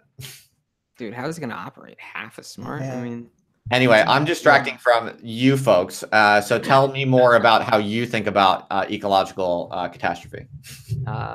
Well, pretty much, the way that Marxists have traditionally thought about the falling rate of profit and in the endogenous internal tendencies of capitalist crisis, but also something that's called in the literature the breakdown, you know, the final crisis. There's a lot of dumb versions of this theory, but I think there is, you know. Sounds exciting. Tell me more. All things end. I was kind of alluding to this before. I think if you really take Marx's theory seriously, the social and externality, like cost of each like larger cycle of diminishing returns has more and more catastrophic effects. And nothing, if you add that plus nothing is infinite ever, okay? Like, eventually, yeah, if you get out of bourgeois economics model land and you put it into the real, you know, ecosystem, that means that this cannot happen forever. So this becomes a second crisis tendency, basically. And the reason that I'm not an Elon Musk fanboy is that, like, basically, fanboy. I haven't been a boy in so long. I'm just trying it on. The reason I'm not into Elon Musk is that I don't think that he's going to get off. I don't even think he's really going to get off the planet in the way that he has to before shit goes down.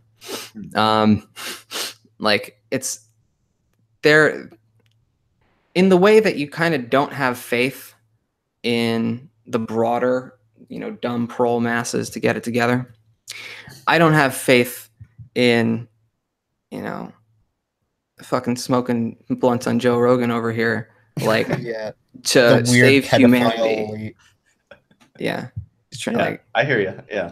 Yeah. creep on. No, our ground feet I'm or with that. whatever. I'm with that. That's why I'm saying that, like, communism should be the gathering together of liberated human intelligence and power in a collective organization to harness human intelligence in that more effective and distributed way. I'm with you. Like, I'm also skeptical of, Elon Musk being able to save everyone. That's not my narrative at all. No, I know.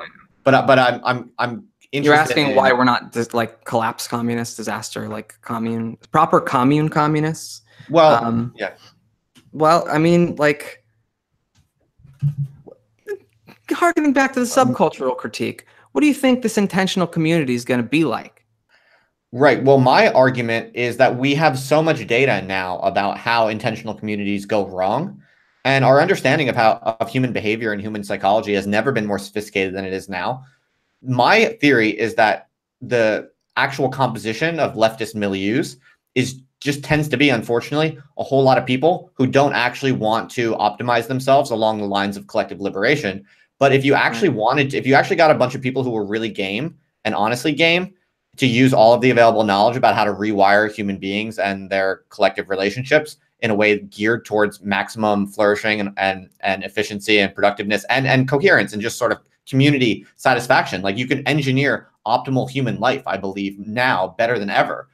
If you actually got a good bunch of people who are interested in doing that, then there's no telling what could be achieved. There's just not a group of people who really want to do that and who would, like, really invest themselves in doing it. Because I've been looking for them and I can't find them. It's a good question to ask why those people don't exist. And I would appeal to one of your articles about instrumental reason and how it tends to short circuit attempts to think beyond the present.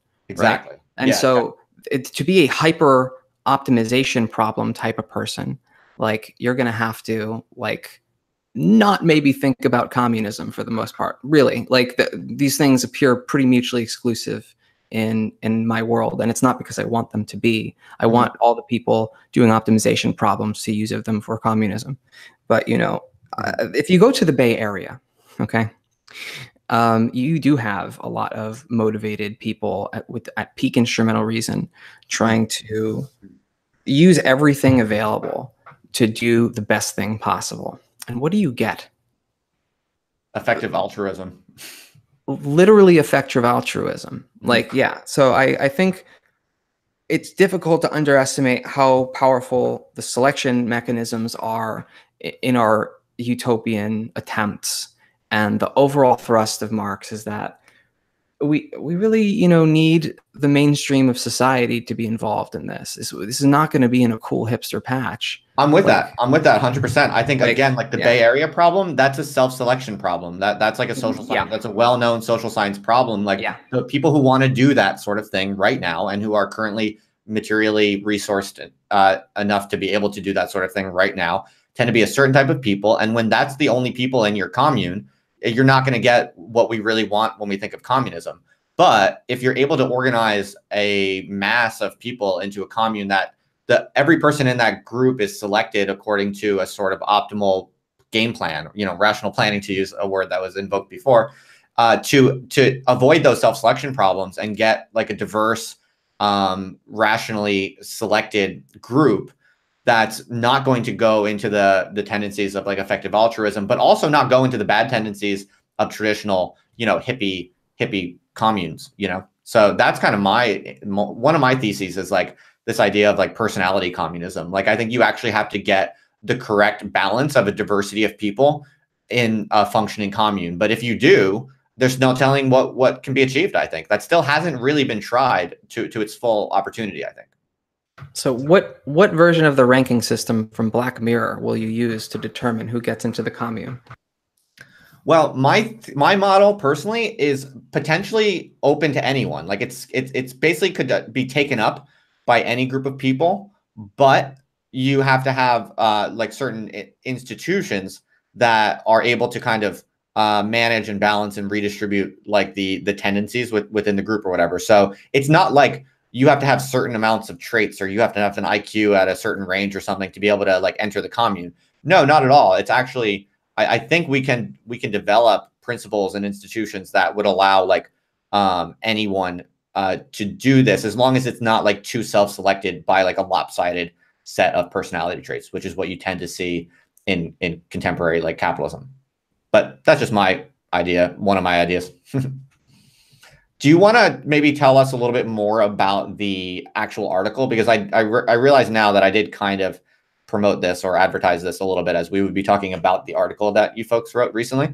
So we should probably get to that a little bit more explicitly. Would you like to maybe just tell us, like, how did you folks get into accelerationism, or like what was the reasoning through which you considered these ideas like really worth studying and exploring as communists? Or and yeah, just tell us a little bit about the background, maybe. I guess I'll go, since technically the article has my name on it. So yeah. Essentially, I actually sort of got obsessed with Nick Land for like a short period of time, because like he has like an intensely cool aesthetic, and it really appeals to someone. Like early Nick Land stuff appeals to someone who's like just sort of like completely like disenfranchised from like the traditional left, and like people who are just like sort of like outside of that bubble. And like I wanted to like, I thought it was too nihilistic, but at the same time I kind of wanted to embrace that nihilism for like a short period of time, because like I was just like having really just like a miserable time dealing with people. I'm in a collective currently called Emancipation, and we had like factional fighting, and like it was kind of like, it's amazing. I mean, I don't know. That was fun because it was all you know, people that all understood the problem, and here it is. Like, it's amazing. Yeah, you can somehow manage to have factional fighting in a group of 5 or 6 people. Yeah, so that would make you pretty right. nihilistic. So reading Nick Land and accelerationism stuff was like a very useful drug for that moment. Yeah, essentially. And I wrote like an article basically imitating sort of the style of Nick Land. Of course, I'm a pretty poor prose kind of person. I'm not good at that. I'm not a good writer. Lexi does like a good chunk of editing. I sometimes think of myself as like sort of like a left-wing Milo, in the sense that like I need an editor. And I just say stupid shit online. But yeah, no, I was really interested in accelerationism. I loved the aesthetic. I was was really into gender acceleration too. That kind of seemed interesting to me. And I just like, and then I just sort of like got back to like sort of my older politics as I like started to read more again. And I realized something was fundamentally wrong with accelerationism. Like you see the same sort of like negative dynamic within like UACC. You see that kind of dynamic, but it's even more nihilistic than the left, because in the left you have a pretense of like trying to help people. In UACC, it's just essentially like you're just making theory for the sake of it. You're not doing anything that's like of value. You're just doing it for the sake of like theory, and no one's really gonna read this stuff. No one's gonna really read your blog. Let's say they do. Let's say they do read the blog. Then what? You know, like, and we're talking as theorists, right? Like, you know, like we're not just throwing tomatoes. Like, this is something that everyone that is thinking about these things and doing radical philosophy podcasts, like we are, is confronting.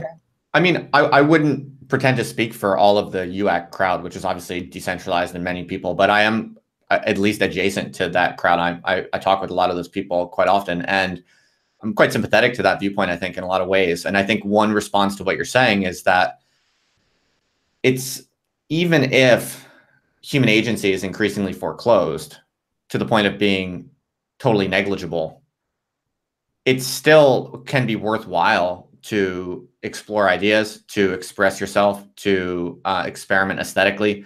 These things can still be worth doing in the limited ways in which they present themselves as options to an agent. You know, it's just that UAC would be dropping any pretense that these activities are somehow going to change the course of capital. Yeah, but you see, it's like, why would you do that at that point? Why would you want to do that? Why wouldn't you want to actually just sell out? Because selling out would be much more profitable. It would be lucrative. You could sell Deleuze to the Hillary campaign, you know? You could really sell that to like an activist NGO, that sort of thing. Really sell them on the concept. I mean, they've already done it with the IDF. So the IDF like, is very Deleuzian. They move through walls. Yeah, they move through walls. Yeah, you sell that shit to them and you make a profit. You do something with the degree that you got, that your parents paid for. You know, you do something.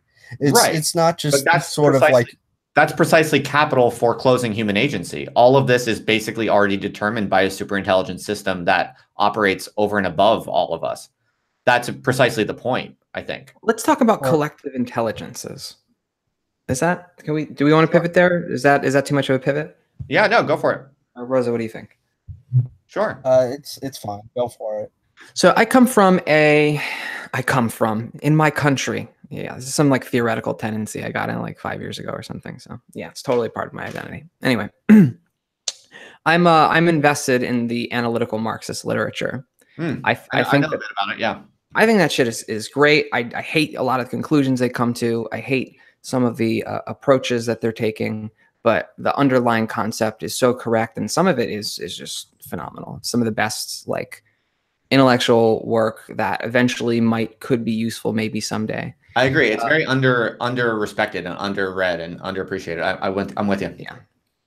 So one of the big interesting critiques there is a continuation of a conversation. Excuse me, one moment. Taking a little break. Yeah, sorry, I got something stuck in my throat. That's all right. So it's the continuation of a conversation about Hegel, and about the influence of dialectical explanation or whatever in Marxism. It was a big theoretical problem with like in the French Communist Party, and very famously there is a French communist, Louis Althusser, who's the structuralist Marxist that sort of lays the groundwork for contemporary left theory as we know it. Him and Deleuze, but I think this guy ends up actually being more influential. So The analytical Marxists think that this guy's full of shit too. And they think that like one of the reasons is because structuralism imputes this basically imputes conscious desires, or it anthropomorphizes collective entities that do not actually have like anything like an emergent mind. Like what we actually end up with, if you really break down analysis, are individual people making decisions. And some of the analytical Marxists argued, correct, and these ones I think are the most correct, that these individual people may have emergent tendencies, but these emergent tendencies are not minds. And I think that is like a powerful blow to Marxism, to Hegel, but also to Landian accelerationism. Like that ultimately, like we're not dealing with a super intelligence. We're dealing with a blind process that has some like efficient feedback loops with crazy externalities. That is, it's not that obvious where it's going. Okay. I mean, that's a fair way of seeing it, but I guess it just depends how you define intelligence. I mean, in some obvious sense, capitalism is a system that integrates information and responds to that information. And it is able to integrate more information, far more information than any one of us as human beings are able to. And it ultimately ends up guiding and directing our behavior. So, I mean, I to me, that qualifies as an intelligent system, but you can debate that, I guess. I don't know if you want to chime in, Rosa.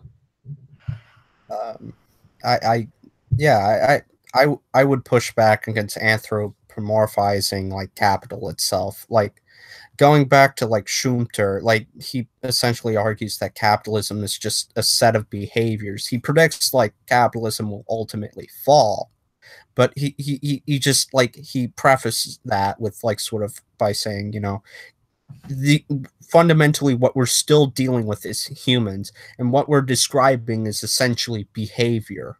These forms of behavior can change.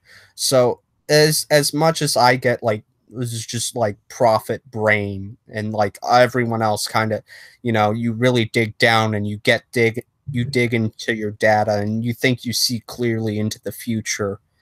You don't actually know. You don't know how like capitalist crisis or whatever is going to turn out, because it's fundamentally we're still dealing with humans, and like the behavior itself can create negative feedback loops that feed into it. But on a fundamental level, we are still dealing with humans. We are fundamentally still dealing with people. We're dealing with their problems, their issues. And I don't think that can be avoided with any kind of like abstraction.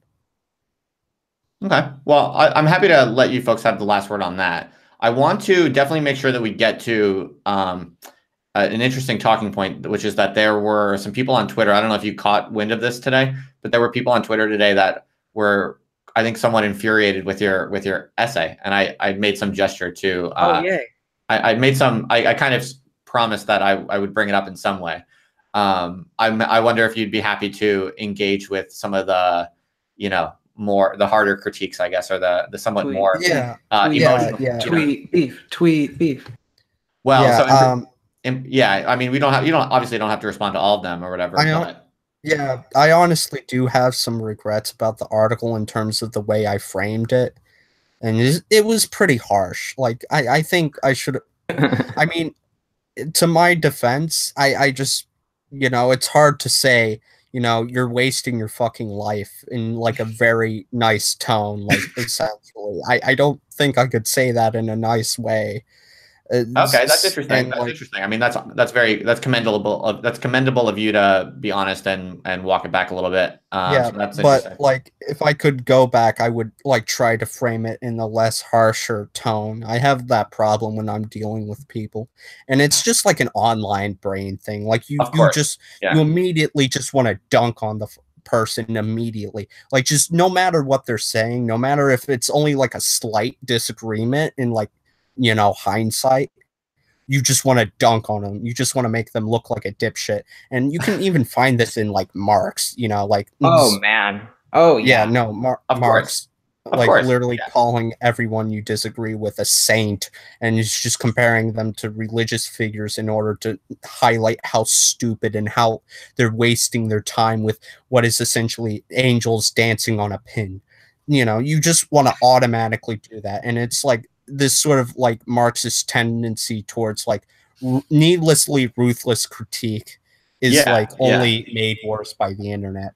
So No, I think that's very well put. And you could even argue that, you know, it's not necessarily a bad thing for an intellectual ecology to get a little heated and for there to be a little bit of extra, you know, spiciness in there. So I'm not asking you to, you know, apologize for anything at all. Not at all. But that's an interesting comment that you made in retrospect about it. As your editor, I you know, sometimes mitigate what I feel like are your, you know, rhetorical flourishes, but I didn't think it would make sense to blunt the edge on this one, because the accelerationists are telling people that everything is a waste of, all these efforts are a waste of time. You're fucking meat puppets. You know what I mean? So I don't think it's uncalled for. But also, I mean, it's also, this is just the inescapable capitalist spectacle that you have to be a little bit spicy for anyone to even really care. Yeah. Because I mean, to be honest, like I probably wouldn't have heard about it if you weren't spicy enough to upset some people. And then upsetting people is what made me more likely to see it, because they're more likely to share it. So I mean, this is precisely the capitalist logic of the spectacle that forecloses even your agency in creatively writing an essay. And the accelerationists as a whole, you know, Jasper Burns from Endnotes, he wrote this like sequel to one of his essays. Hey, if you like disaster communism, you can't get better than disaster Jasper Burns. Okay. But in the beginning of his piece, The Belly of the Revolution, he talks about G.A. Cohen and the fettering thesis. And I think he mentions that the accelerationists are basically just a hyperbolic restatement of the fettering thesis. This idea that the relations of production can hold back the forces of production, the technology, the creativity, and then, you know, those things basically inspire a revolution that changes the relations of production, changes the whole game. So that being the fettering thesis and historical materialism. And so accelerationism, just a spicy version of this argument, or like the left version at least, you know. Like the whole techno babble, the whole like dystopian cyberpunk repackaging of Deleuze and that you get in Land, like all this is spicy. It's spicy all the way down. Yeah. Well, I think there's some truth to that, but I mean, I think you can argue though that the aesthetic qualities of theory, especially to the degree that they change how people are affected by that theory, that's an essential part of the truth of the theory in some sense, especially if you have a kind of pragmatist kind of sympathy towards what truth involves. And so I think it is actually, I think it's a defensible posture, I think, to write theoretical texts that have aesthetic qualities that are trying to produce effects. I think that's good intellectual politics, to be frank. And so I think like texts that are really exciting and that really kind of make that affect your drives in a concrete, visceral way. That to me is like data point on the balance sheet in favor of that theory. I would say personally. Yeah. I've been like a songwriter for a long time, and I love, pretty words, and there's real good things about it. But we're talking about persuasion here, and maybe seeing things and narrativizing in a way is important for truth. There is a creative process to that, but I think really what we're talking about is persuasion for the most part. So aside from the essential concept creation. I hate to interrupt, but we should get to the questions that they wanted to ask. I feel like that's important. I don't want to just like disengage, Oh yeah, it's all good. But okay, yeah, we can get to them more specifically then. We can pick this back up after if you want or whatever.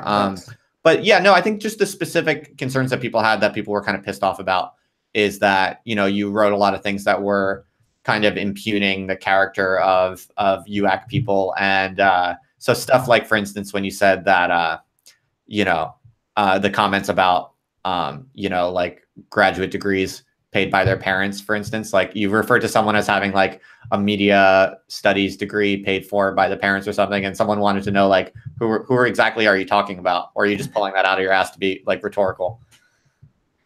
Yeah, that was sort of like just like a dunk. That was a bit. Yeah, I'll admit that was a bit too harsh. Like, I mean, I don't think it makes you a bad person. I think I just wanted to clarify. I just you know, you just like you have the image of like these sort of post grad like academic types who are just like they don't really know what to do with their degree since like they're kind of like not very profitable at this point in time.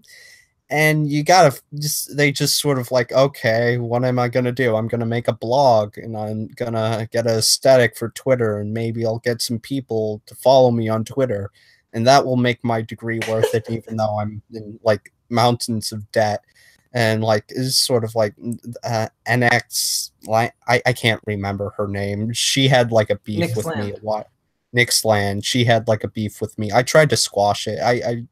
I don't think it would be worth it to like bring up like that sort of thing again, but like it's just like I needed to like just sort of like pound that in, just the sort of like uselessness and emptiness of like the politics ultimately, and drawing upon this sort of image of like the academic type is just kind of a convenient hard like gut punch, you know. It's like obviously it hit like some kind of raw nerve. Like I wasn't talking about anyone in particular, but you know, she has an academic background.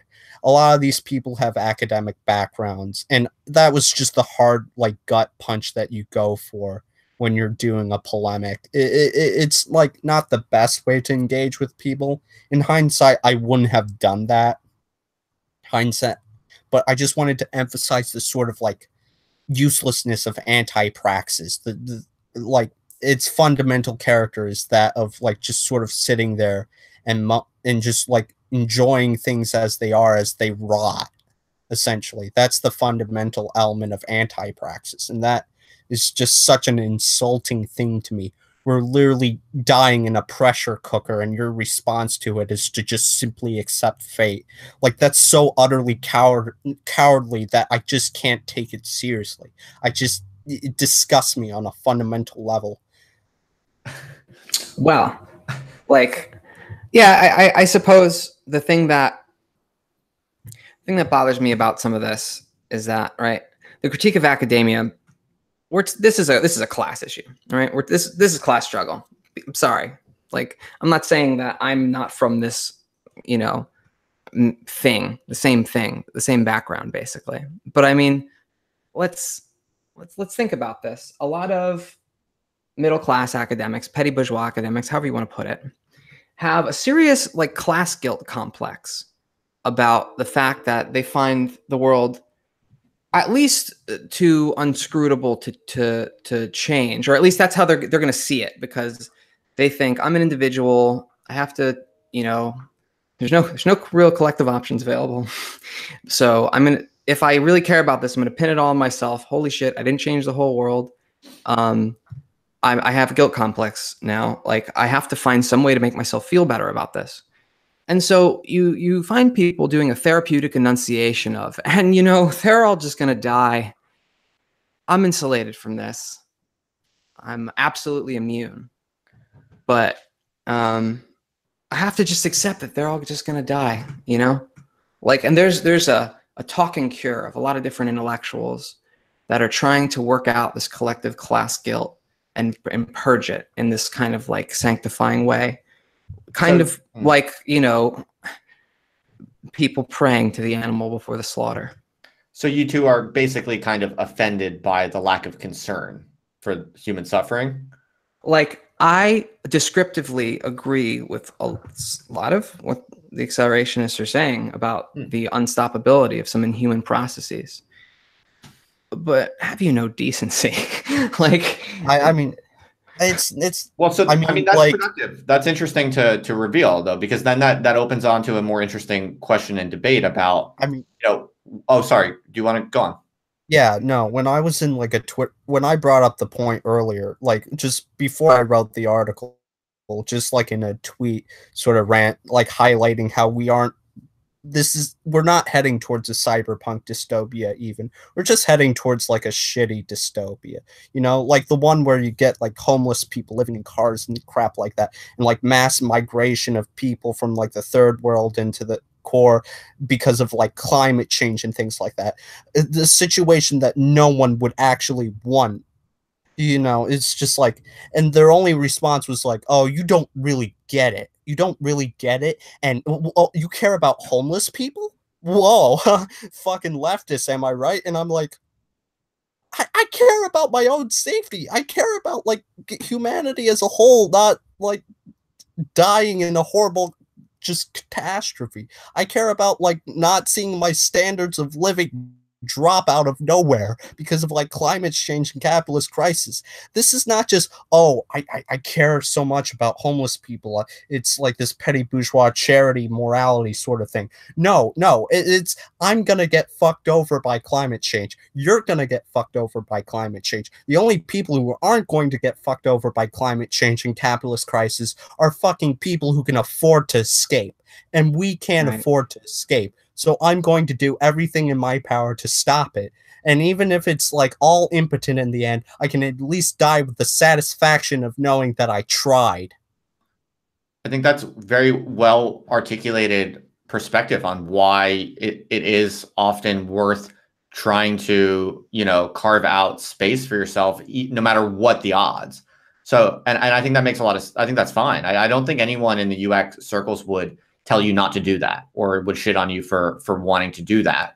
I think though that what's difficult is that there's a key empirical question here, which is just, you know, we all have to answer for ourselves based on an honest reckoning with the nature of what reality looks like to us, whether or not there is an opening for, you know, human effort or action that has any degree of probability of success that makes it worth doing. And so I think the issue is like that one of the reasons why Nick Land kind of boasts this aesthetic of coldness is, I think, at least the way that I read it, is that at a certain point, you know, our biological instincts of compassion and caring for other people, at a certain point, if human agency really is being foreclosed as an empirical phenomena, then expressions of our compassion can basically be nothing more than lying in some cases.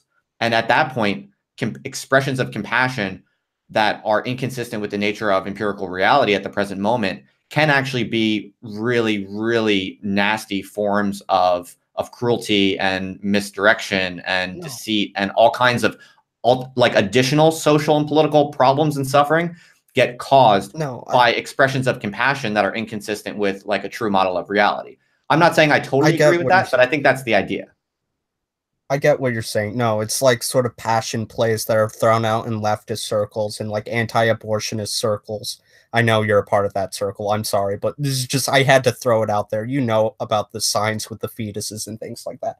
But anyways, yeah, you know, those sort of passion plays of, well, we're the underclass, we're the unprivileged, and you should feel sympathy for us, even though I'm getting paid like shitloads of money to like talk for like an NGO group or whatever, you know, that sort of thing. Yeah, that's a disgusting use of that sort of compassion to manipulate people, and it's sort of like a continuous process of outrage that like manipulates people. But at the same time, you can't throw out compassion entirely. You can't throw out compassion entirely towards like just this sort of like cold rationality, because it ends up just being sociopathic.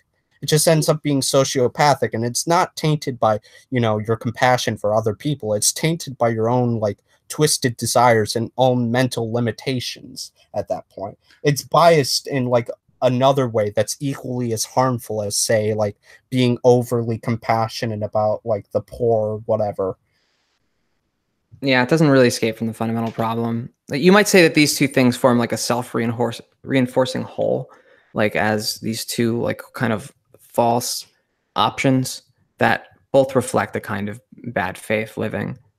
I suppose that there has to be some kind of collective orientation towards institution building to kind of get back to your commune example. Like, I don't believe that, you know, living quarters is the first order of business, but I might be wrong. Like maybe that's exactly what needs to happen. We have to start with the basics, but it always seems like our attempts to provide the basics get outflanked by, you know, NGOs or what's already there. I mean, the thing is, I think we really have to get back to building communities. Not exactly communes, but communities. Like, you know, things that, like, the fragility of these institutions like academia, that sort of thing. These institutions were meant to socialize people. They were meant to, like, teach children how to, like, think and engage with other people.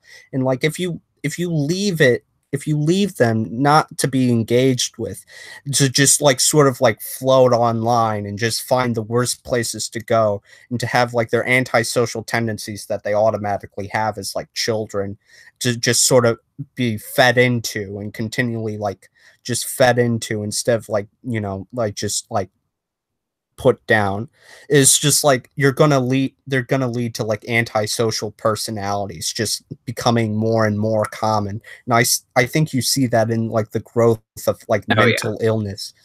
Yeah. Right. Yeah. Well, I mean, I think, like, the right accelerationist argument is that it's basically a kind of evolutionary argument. It's that because technological capitalism is accelerating and becoming increasingly brutally efficient, anything that indulges in compassion is just going to be killed off, basically. That you have to be as radically cold and analytical as possible to even have a chance of getting through the, you know, escalating intelligence bottleneck. Well, and so it's like it's an evolutionary selection argument. It's not like you can be compassionate if you want. It's not that compassion is bad.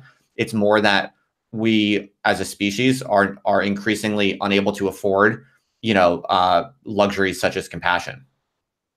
Well, here's the thing. I'm gonna continue to fight for that, because I'm never gonna be included in that circle. Even if I dropped leftism, even if I really wanted to drop leftism really hard, you know, tried to be one of them, they would just say I'm mentally ill. They would just say I'm mentally ill because I'm trans, you know, things like that. Obviously, you know, I don't think transness would even exist in the way it does now if those institutions that, like, socialize people didn't, like, break down and become broken.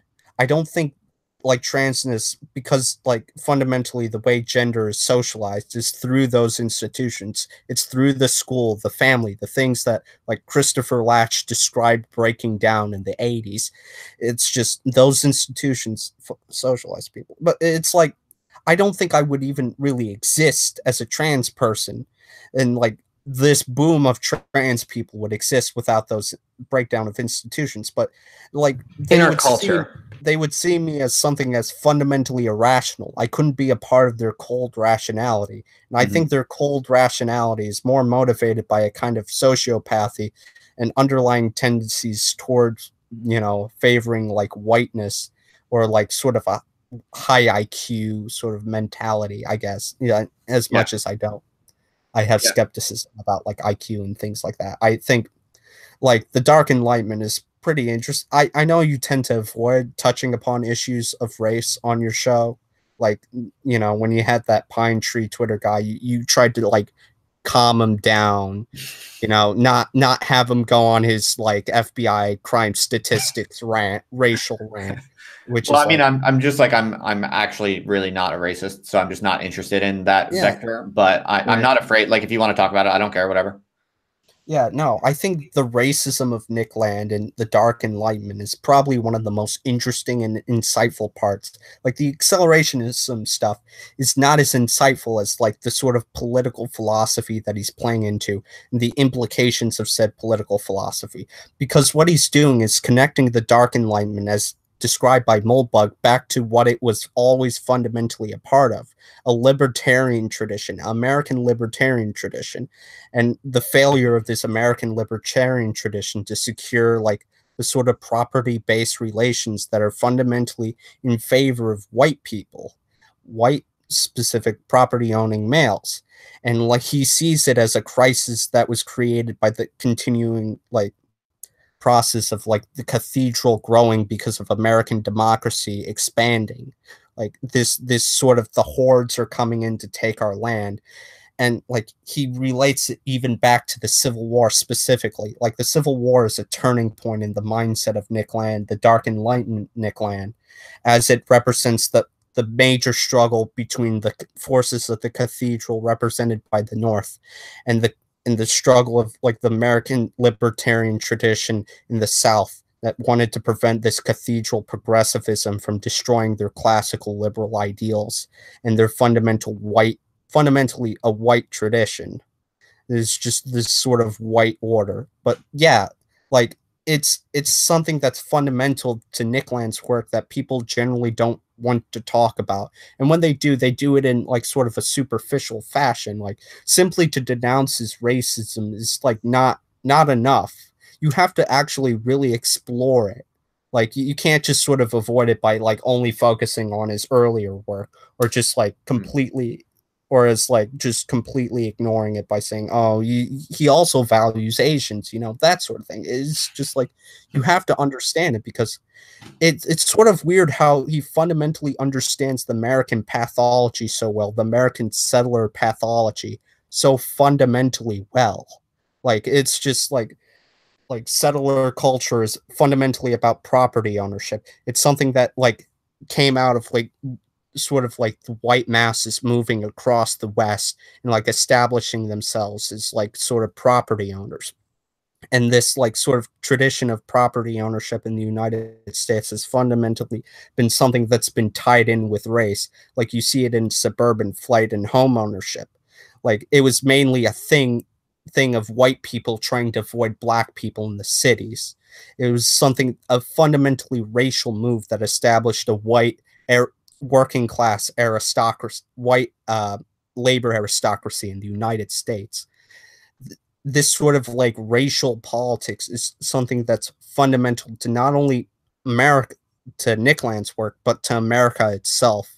And it's weird considering that Nick Land is like a British guy living in Shanghai or whatever. Just he's living in China now. And it's just like he's really perceptive on like the sort of like pathologies of the American white settler class. I mean, that's an interesting read for sure. I definitely wouldn't dismiss it out of hand. I think, and I agree with you that, you know, questions of racism should be, you know, addressed vigorously for sure and discussed seriously. I think the question of racism in Nick Land is very complicated and difficult. I mean, I'm happy to talk about it for a little bit, but I you know, we're not going to be able to exhaust it. I mean, I'll throw a few data points on the table in addition to the ones you just said. You know, so first of all, he frequently says that he's not at all interested in white nationalism and white identity. I'm no, not saying face tentacles.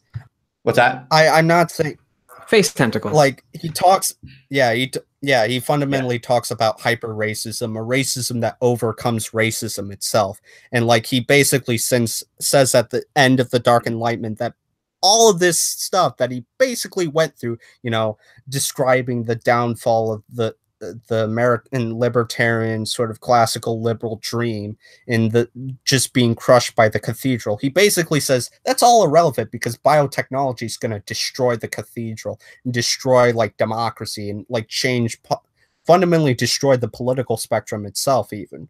So like, but it's interesting that he's so focused on the latter part, even though like he fundamentally says in the end, this is something that will be destroyed by biotechnology, fundamentally allowing us to create a new sort of higher aristocracy. All this will be destroyed. Right. Well, I mean, he definitely, it seems clear that he thinks the primary variable is intelligence, not race, but he also subscribes to, you know, the HBD perspective. And yes. I think it's probably fair to say, he is a race realist and believes in HBD. And so if you believe in those things, then you can basically be quite uninterested in race or, you know, valuing one race over another.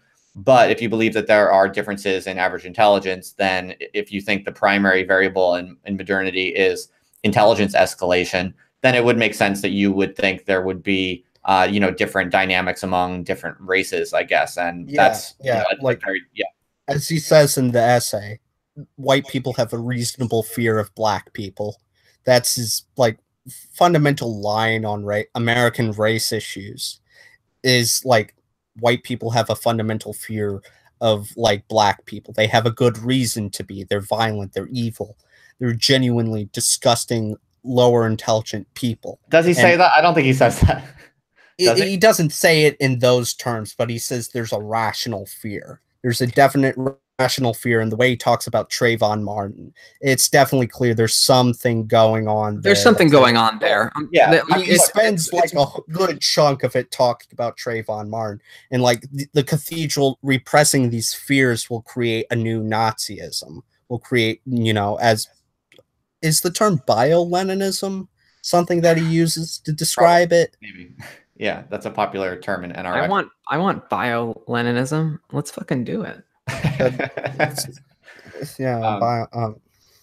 Am I left accelerationist now? I think. No, I think. Gone. Yeah. So it's like fundamentally, like he understands the issue of race from the white perspective. He understands it well enough, and I think it has more insight than his previous body of work in terms of like understanding how liberalism, the thing that he's tapping into, is fundamentally connected to whiteness. In the sort of racial politics that develops in the United States and the Anglo-American world. I think that's something that's fundamentally important to like Nick Land, the Dark Enlightenment Nick Land, that isn't like there in like his previous body of work. And I think it's genuinely interesting, and I don't think people talk about it really enough. Oh, I completely agree with that. And that's because it's so explosive. It's so hot button. I mean, people are terrified. People are absolutely terrified to talk about anything having to do with race or Nick Land or whatever, because for so long, I mean, for the whole past year, it was like you couldn't even talk about Nick Land. If you had any type of like standing in public institutions, you couldn't say anything with Nick Land's name in it unless it was followed by like, oh, he's so bad or something like that. I mean, like, yeah, people are terrified to talk about these issues, but I'm with you that like it's important to talk about, I think. Yeah, I think the left has a tendency to like no platform these people, like just sort of try to drive them out, and I don't think that really deals with the ideas. It gives them a certain level of legitimacy. If you're looking from without the system, looking from the outside, it appears that these horribly monstrous people who are ultimately just one wing of it in the end, who end up being one wing of it, like Trump, for example, you know, he was on the Lolita Express. He was a capitalist. He was friends with the Clintons. Like he's an elite. He's a fundamentally elite, but he can appear to be outside of it because he taps into these things that are not commonly talked about openly among the elite. He's talking about immigration. He's talking about those Mexicans who are fucking coming over the border and taking, you know, but isn't Trump like a brilliant vindication of the cathedral concept theory? No? In some way, yeah. There is like, in some way, yeah. But in other ways, no. Because like, fundamentally, American conservatives have been focused on like the economic end. Have been focused on like pushing America to the right on economic issues. They have been able to win on social issues, but they've been like thoroughly dominant on economic issues. Like that's the real thing that you can like see even in academia. Like if you go from an economics department to a sociology department, it's two different worlds. Like you won't hear like people in like economics department really seriously discussing Marx.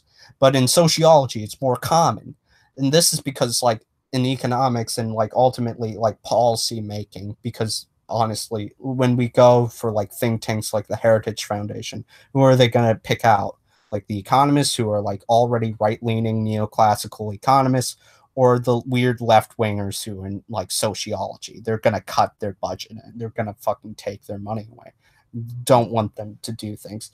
It's just like, ultimately, the left-wingness of like the cathedral, as we're gonna just give it a label, I guess, give it a label to like, you know, Fox, Ezra Klein, all those people, sort of the left wing of capital, if you will. Right.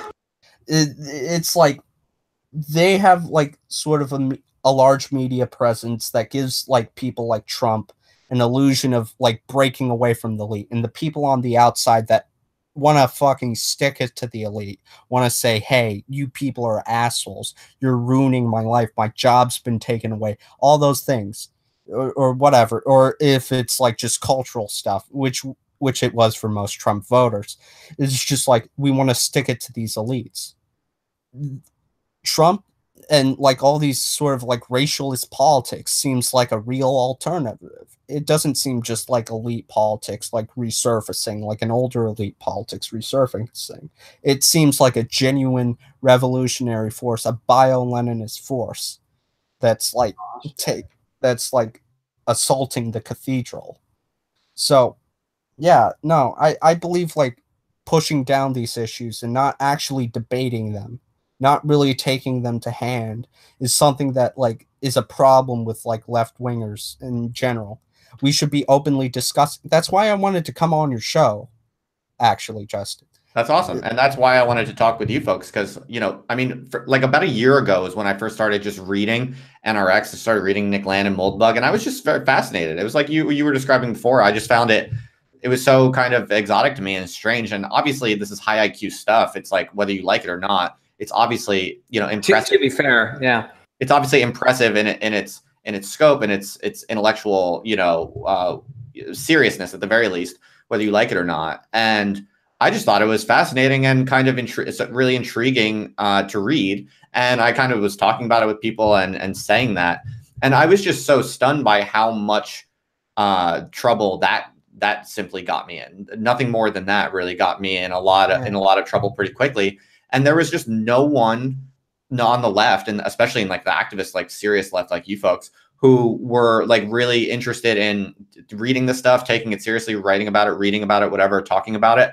That was like, you really couldn't do that a year ago. I couldn't find anyone who was game to do that. So when I saw you folks like writing about this stuff, and then I saw you did all these podcasts, you know, reading these texts and talking about them openly. And also, by the way, not just talking about them to like totally moralistically shit on them in like expressions of your righteousness, but actually really, you know, in a non-moralistic way, just thinking about them, talking about them. When I saw you folks doing that, I was like, I want to talk with these people, because, you know, I haven't seen anyone doing that it's ever actually that I'm aware of on the left.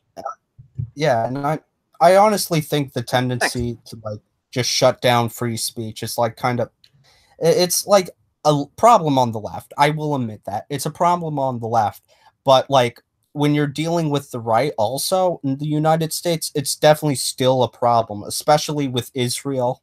You can't talk about Israel openly anywhere on the American political spectrum. You can't talk about the fact that sort of Zionist Israel lobby has on the United States' foreign policy. You can't talk about this sort of thing openly because it's just like a thought crime. It's a thought crime to even express, you know, talk about war.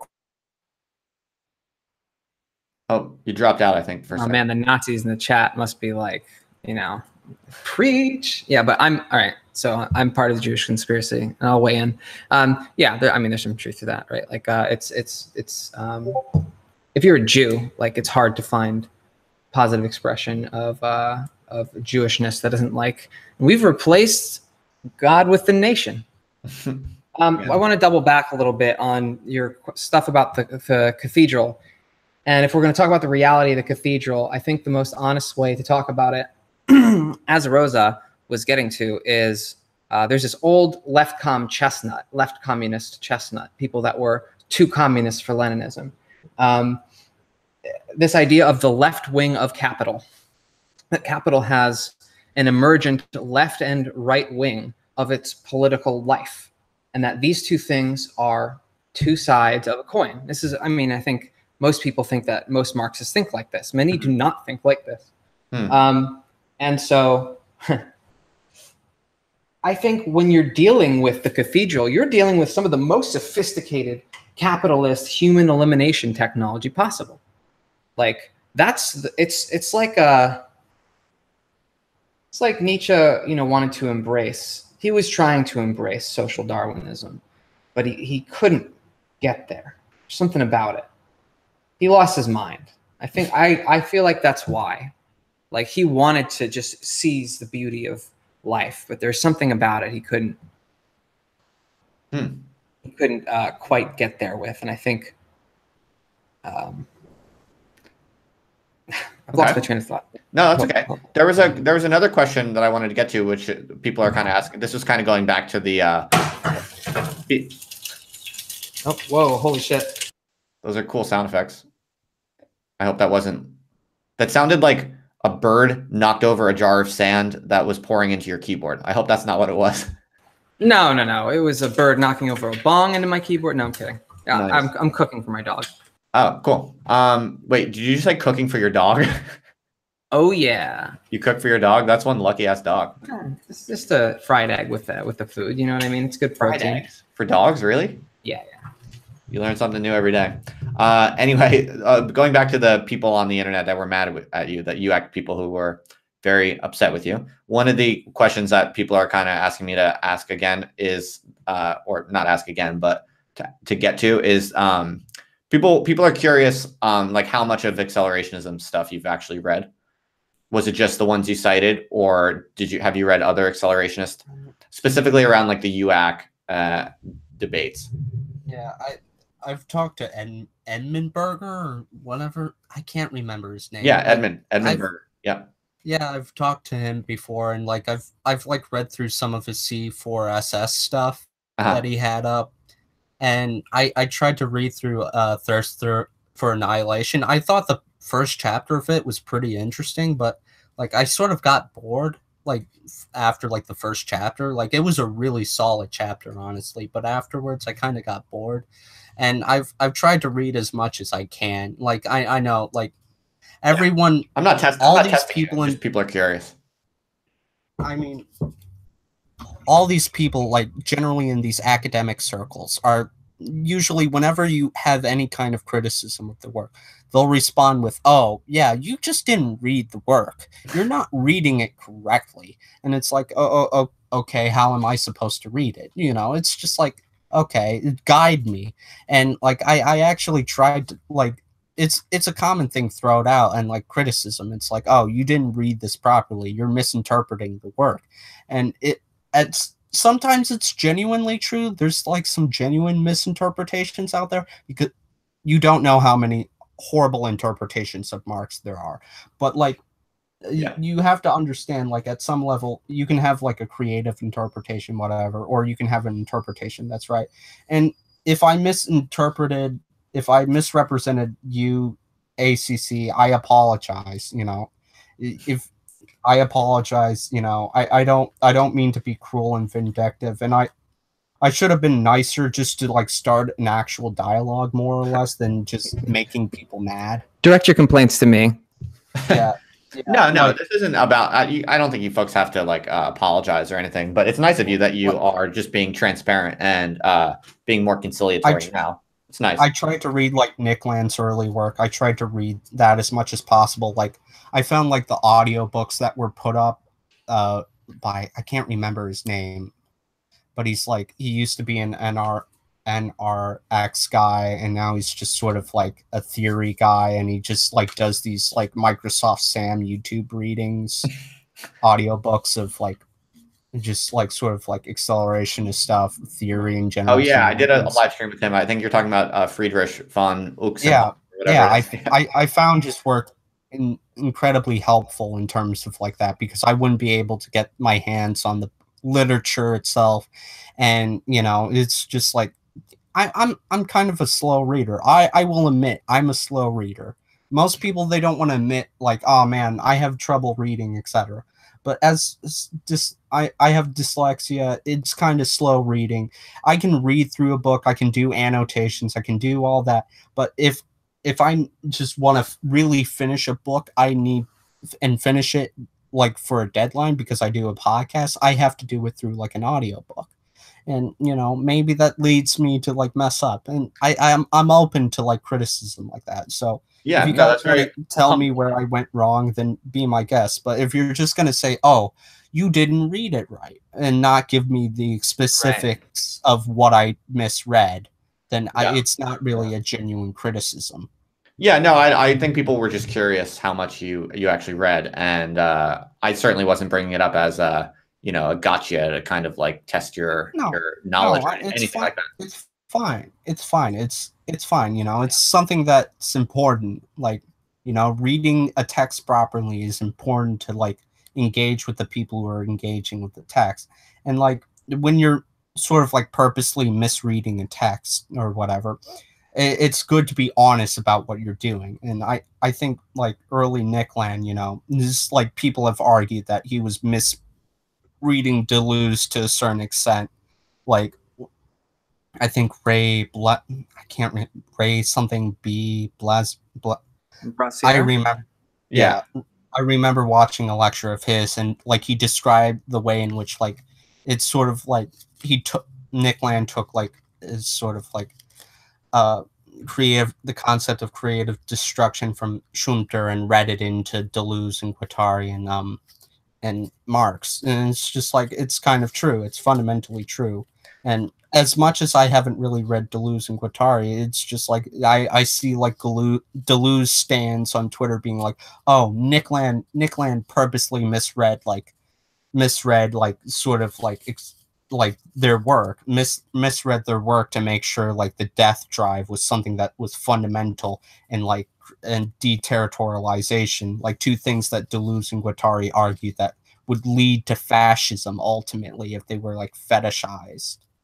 Is like, yeah, no, I think it's also it's kind of unfair to expect people to read a certain amount of something before they can talk about it. You know, like I don't think I'm not accusing anyone necessarily of having done that to you, but if that it can kind of sound like that sometimes, and it's like you can just read whatever and write whatever. Like it doesn't matter. It's not. Yeah, I would even go one further, because here's how I deal with acceleration, because I'm like sympathetic to some like whatever the broad left acceleration current is. Like I know it's an incoherent concept as it's understood there, but that's why I don't really read that stuff.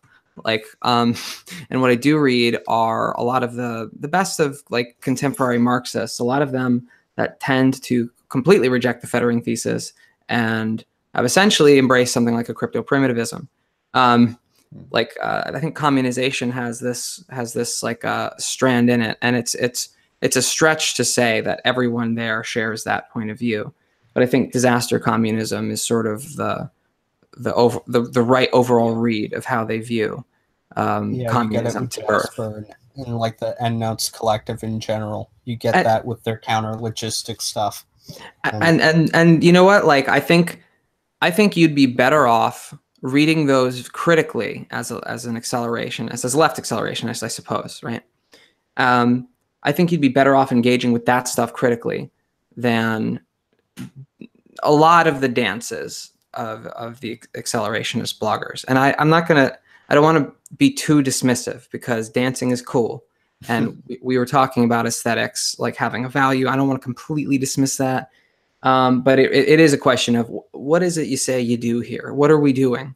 Like, and I mean, one thing I would say is that I've read a fair amount of the EndNote stuff. I've read a fair amount of communization theory, and I've read a fair amount of a lot of that stuff. And my sense is, I don't know. I mean, I certainly wouldn't dismiss it out of hand either. Like, I probably haven't read enough, certainly not enough to talk about it. You probably have read enough intelligently at the moment. But all I was going to say is that my impressions were that it was hard for me to really grok how different it is from just the general impasse of left-wing activism, but with a whole lot of additional intellectualized layers on top of it. That's what it felt like to me. And I tried pretty hard to look for like kernels of novel insight that would make it different than like what I'm used to in like left-wing culture from experience. No. And it was hard to find. This is perceptive. What I think of EndNote space specifically as being the highest expression of the skepticism, the autonomous skepticism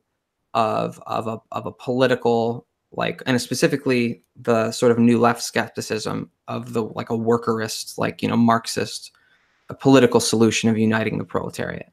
And notes is like the clearest expression, the highest form. But it's actually kind of similar though to your critique of UAC though, because it's like, how long can you talk so intellectually about the impasses of left-wing activism? You know, it's like really long essays that are very erudite and well written about the impasses of left-wing activism. It's like that kind of runs out of steam for me pretty quick. Well, I'm right there with you. but I was making. I thought you were recommending it as like good stuff. I think it is wealth. I think they're good at making the arguments better than most of left-wing culture. They have access to the best of the erudite ultra-lefts and some of the analytical Marxists they make use of. Like, they're just doing better work than 99% of the people that analyze these things. What do you folks think about Tikkun?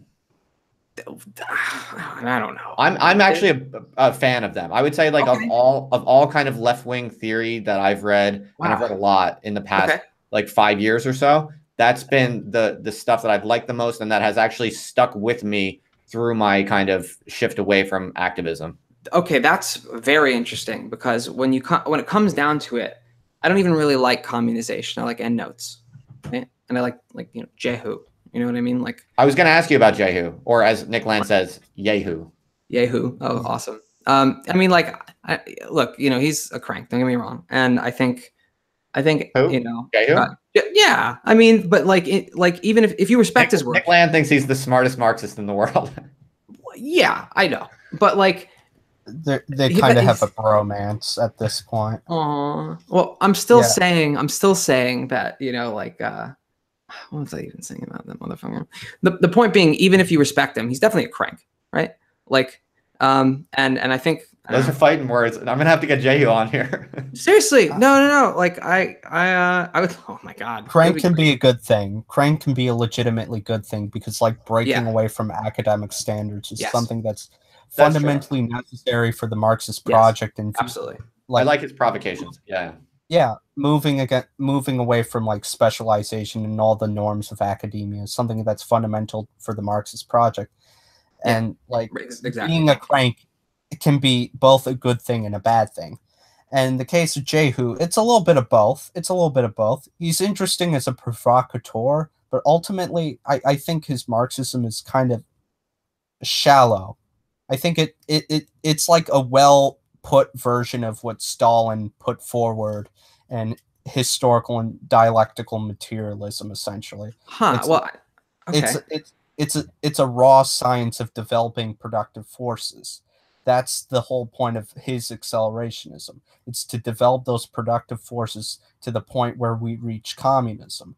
And it essentially guts out the political aspects of Marxism, leaving it as a science of developing these productive forces. In a way, he's not only a Stalinist, but a Dengist, too. It's just, like, I feel like that just, like, takes away a whole element of Marx that's, like, fundamentally important, and it makes, like, his sort of, like, calls to, like, read Marx, and I'm fundamentally dealing with the real Marx. These Marxists are all fakes. They don't understand the real Marx. It's just sort of hollow. You don't actually understand Marx as a politician. And I think that's fundamentally a problem with a lot of Marxists, is that they take one element of Marx. They don't understand that, well, there's a lot of coherence. There's also a lot of incoherence, because a lot of the stuff that we tap into for Marxology stuff, it wasn't intended to be published. German ideology, not intended to be published. All of these things, not intended to be published. We're basically getting a lot out of Marx from like letters and manuscripts, and there's bound to be incoherencies here and there. Like, it's like Marx believed that,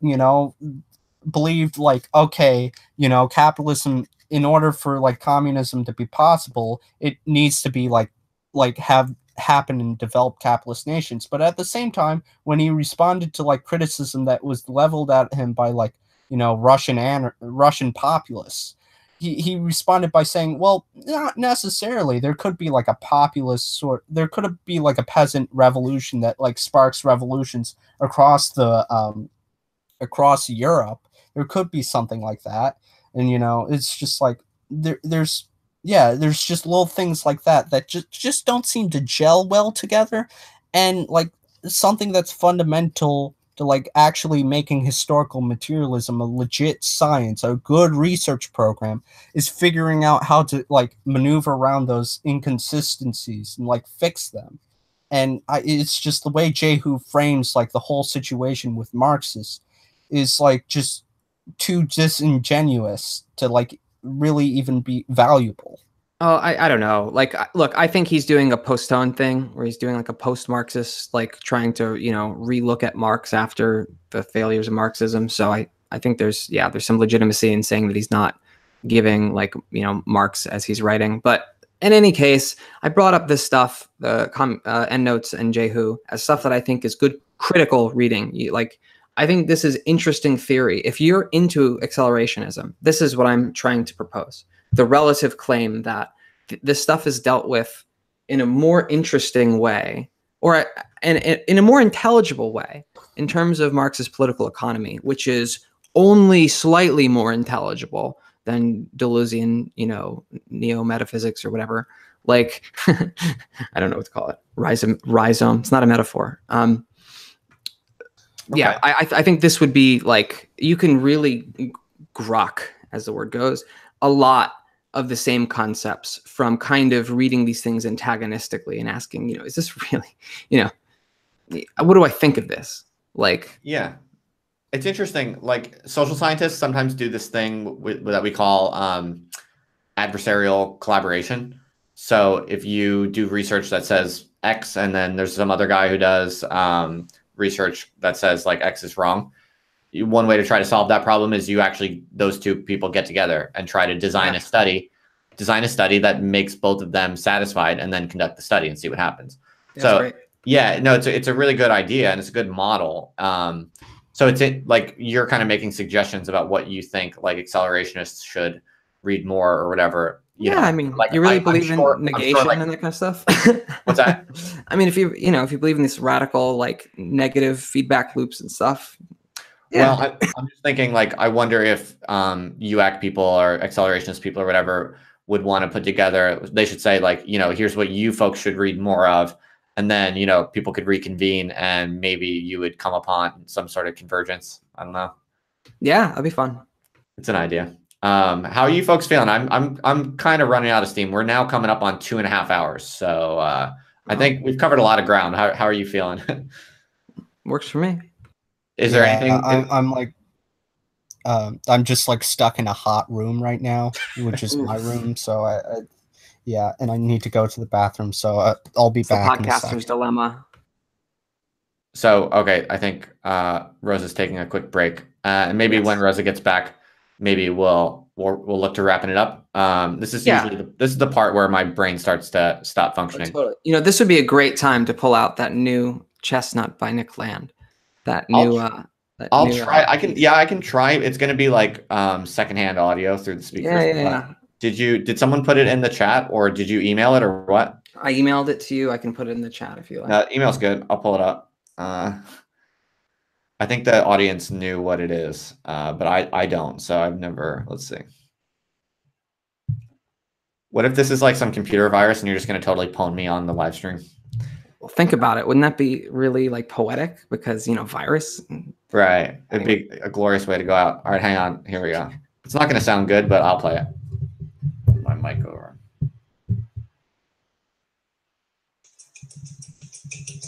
Can you hear it? There seems to be a lack of engagement with contrarianism and cause law.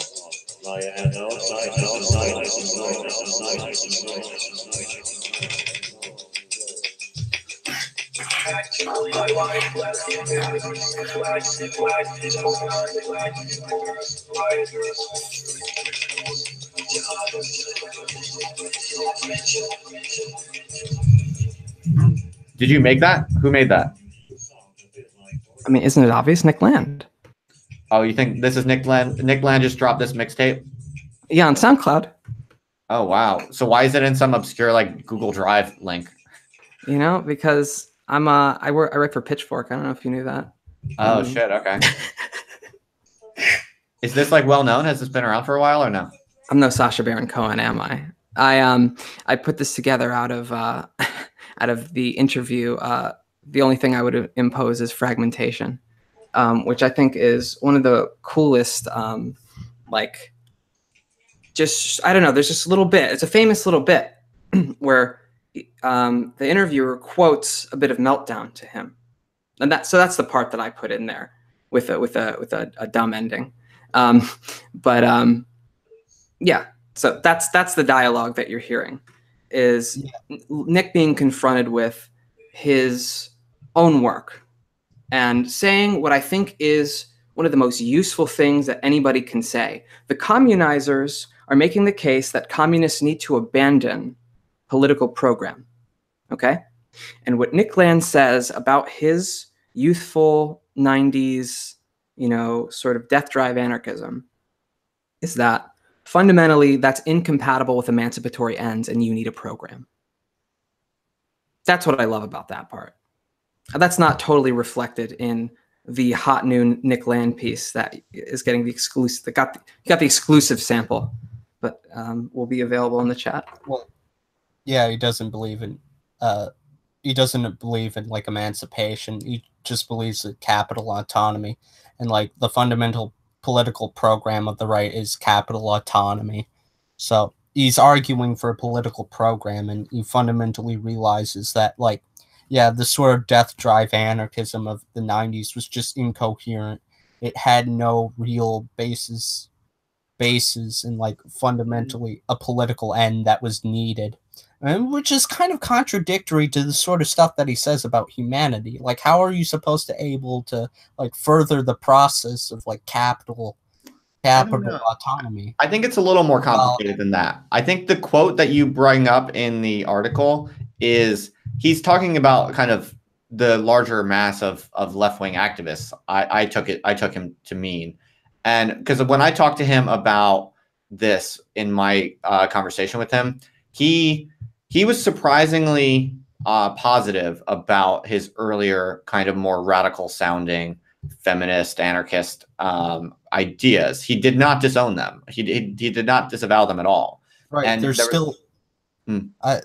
still a continuity. That's what he always sort of argues. There's still a continuity of capital autonomy that was fundamental to like his concept of like back in the 90s, and something that he still values, but he realizes that this is ultimately a right-wing goal, that the left doesn't want capital autonomy, that it can't be expressed through concepts of emancipation.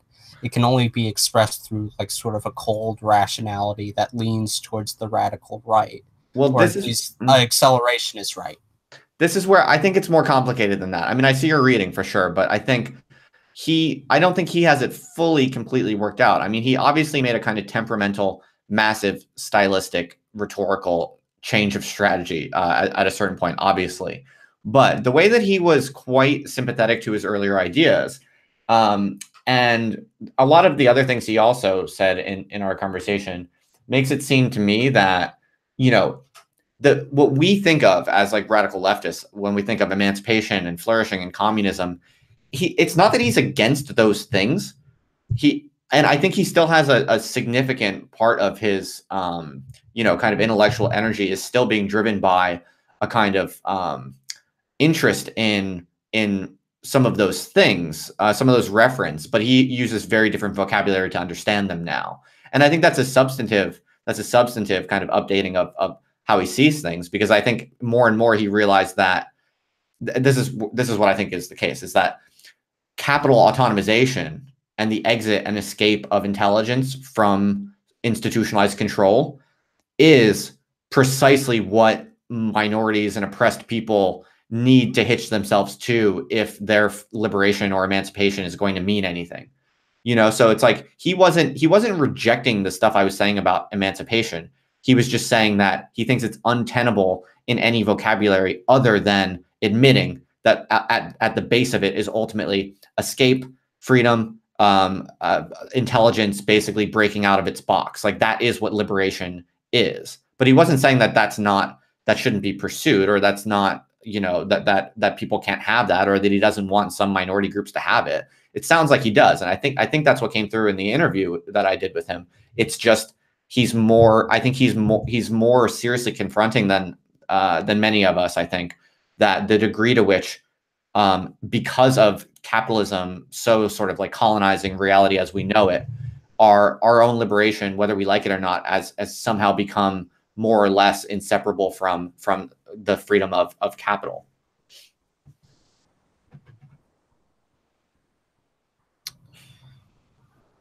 I mean, I guess I think that's what he's like leaning towards when he talks about like cosmic anarchy, right? Like sort of like a breaking point. Yeah, that kind of makes sense. That works. But I like, think it's like it's open for debate. I think like this is where like an intelligent left accelerationism comes into the picture, I think. And you know, Yeah. people don't really lump me in with left accelerationism because I guess I'm just not like sociologically identified with them. But a lot of like all of the stuff that I've written over the past year, kind of in the accelerationist milieu, has been like I've been basically trying to do left accelerationism, basically. No, yeah, I mean, like for a long time on your blog, like you have some articles that are like self-critique of the left, I would say, and you keep saying activist left, but I think there's a broader left, right? That isn't the subculture. I don't know how to talk about this. There's a lot of arguments, even within Swampside. You know, people insist on using one kind of language or another, but like you know, if you are for these emancipatory communist goals, on some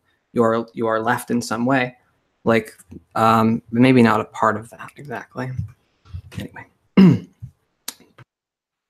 Yeah, that's fair. That's fair enough. I never really know how to group and label people. That's always very difficult, especially in today's day and age where it's like the ideologies are becoming increasingly fragmented and there's all of these different tribes and subgroups. So yeah, it's increasingly difficult. Yeah, you have to use like sharp heuristics to like just try to cut through the noise. I mean, I think they always were kind of like I think we're reaching sort of a cognitive dissonance that comes from like a melding between the European and American right, because like I think there was something fundamentally distinct between the two, and it goes back to like the political traditions that they draw upon, like specifically like the European right, the sort of continental right, is drawing upon a tradition that is older than capitalism and fundamentally ends up becoming sort of like not particularly in love with capitalism, just sort of like hostile to it.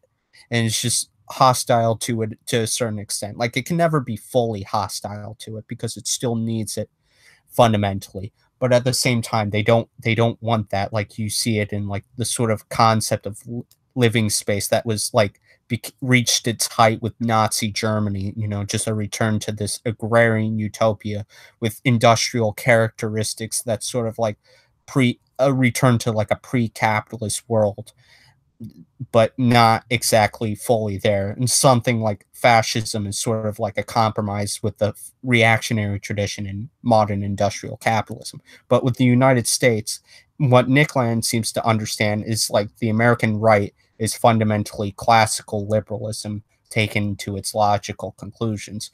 What Nick Land ultimately does with the Dark Enlightenment is take American classical liberalism with all its ugly warts and things like that to their final conclusions. And their final conclusions are essentially sort of are like a violent anti-democratic liberalism that like seeks to escape sort of like democracies and like undermine them as much as humanly possible, and do so through authoritarian corporate states or non-states or whatever, this sort of like the things that would be a part of patchwork essentially.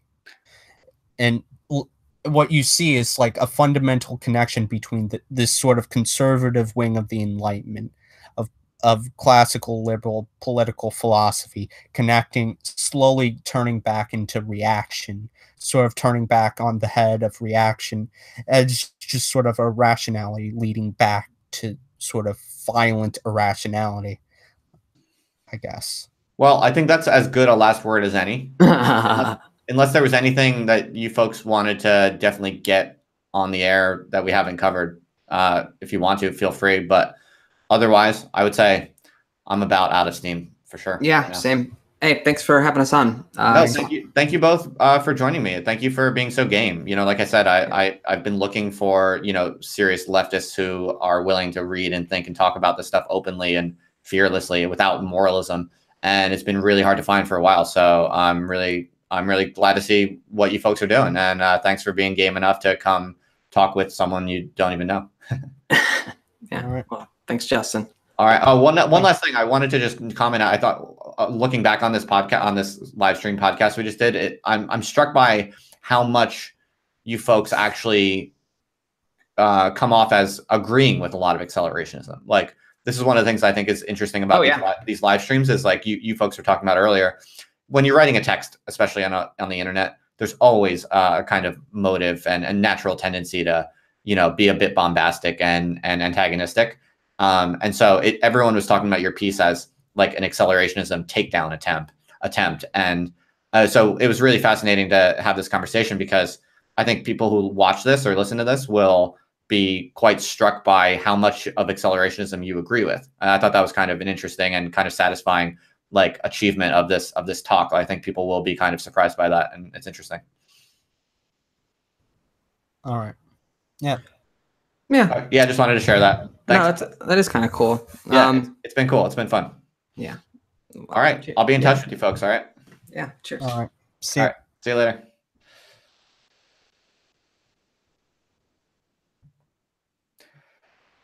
All right. I'm glad you folks liked it. We've had a very active chat the whole time, so that's always a good sign. Thanks for hanging out, as always. Thanks for your interest. And yeah, I'm glad that a lot of you found this interesting. I thought it was very intriguing and quite edifying too, for the reasons I just articulated. So yep, it's midnight plus 1 minute here, and I have to wake up at 8 a.m. tomorrow, so I need to go to sleep right about now. All right, everyone. Thanks. If you haven't already, you know, subscribe, all that jazz. And I'm going to keep these going. Oh, a little bit of news. I just heard back from Jordan Greenhall. He said he's game to do one. So I'm going to be doing one with him soon. And I got a bunch of other people I'm emailing right now. So hopefully I'll have some news for you about new interesting people I'm going to be hanging out with. So yeah, thanks everyone. And especially those of you who are here from, you know, who might be new, just coming to check out Rosa and Lexi if you're fans of them or whatever. Yeah, good to meet you. Well, I guess I didn't really meet you, but thanks for coming, checking out my shit. All right, everyone, take it easy. I wish you the best. Good night and good luck. Don't do anything I wouldn't do.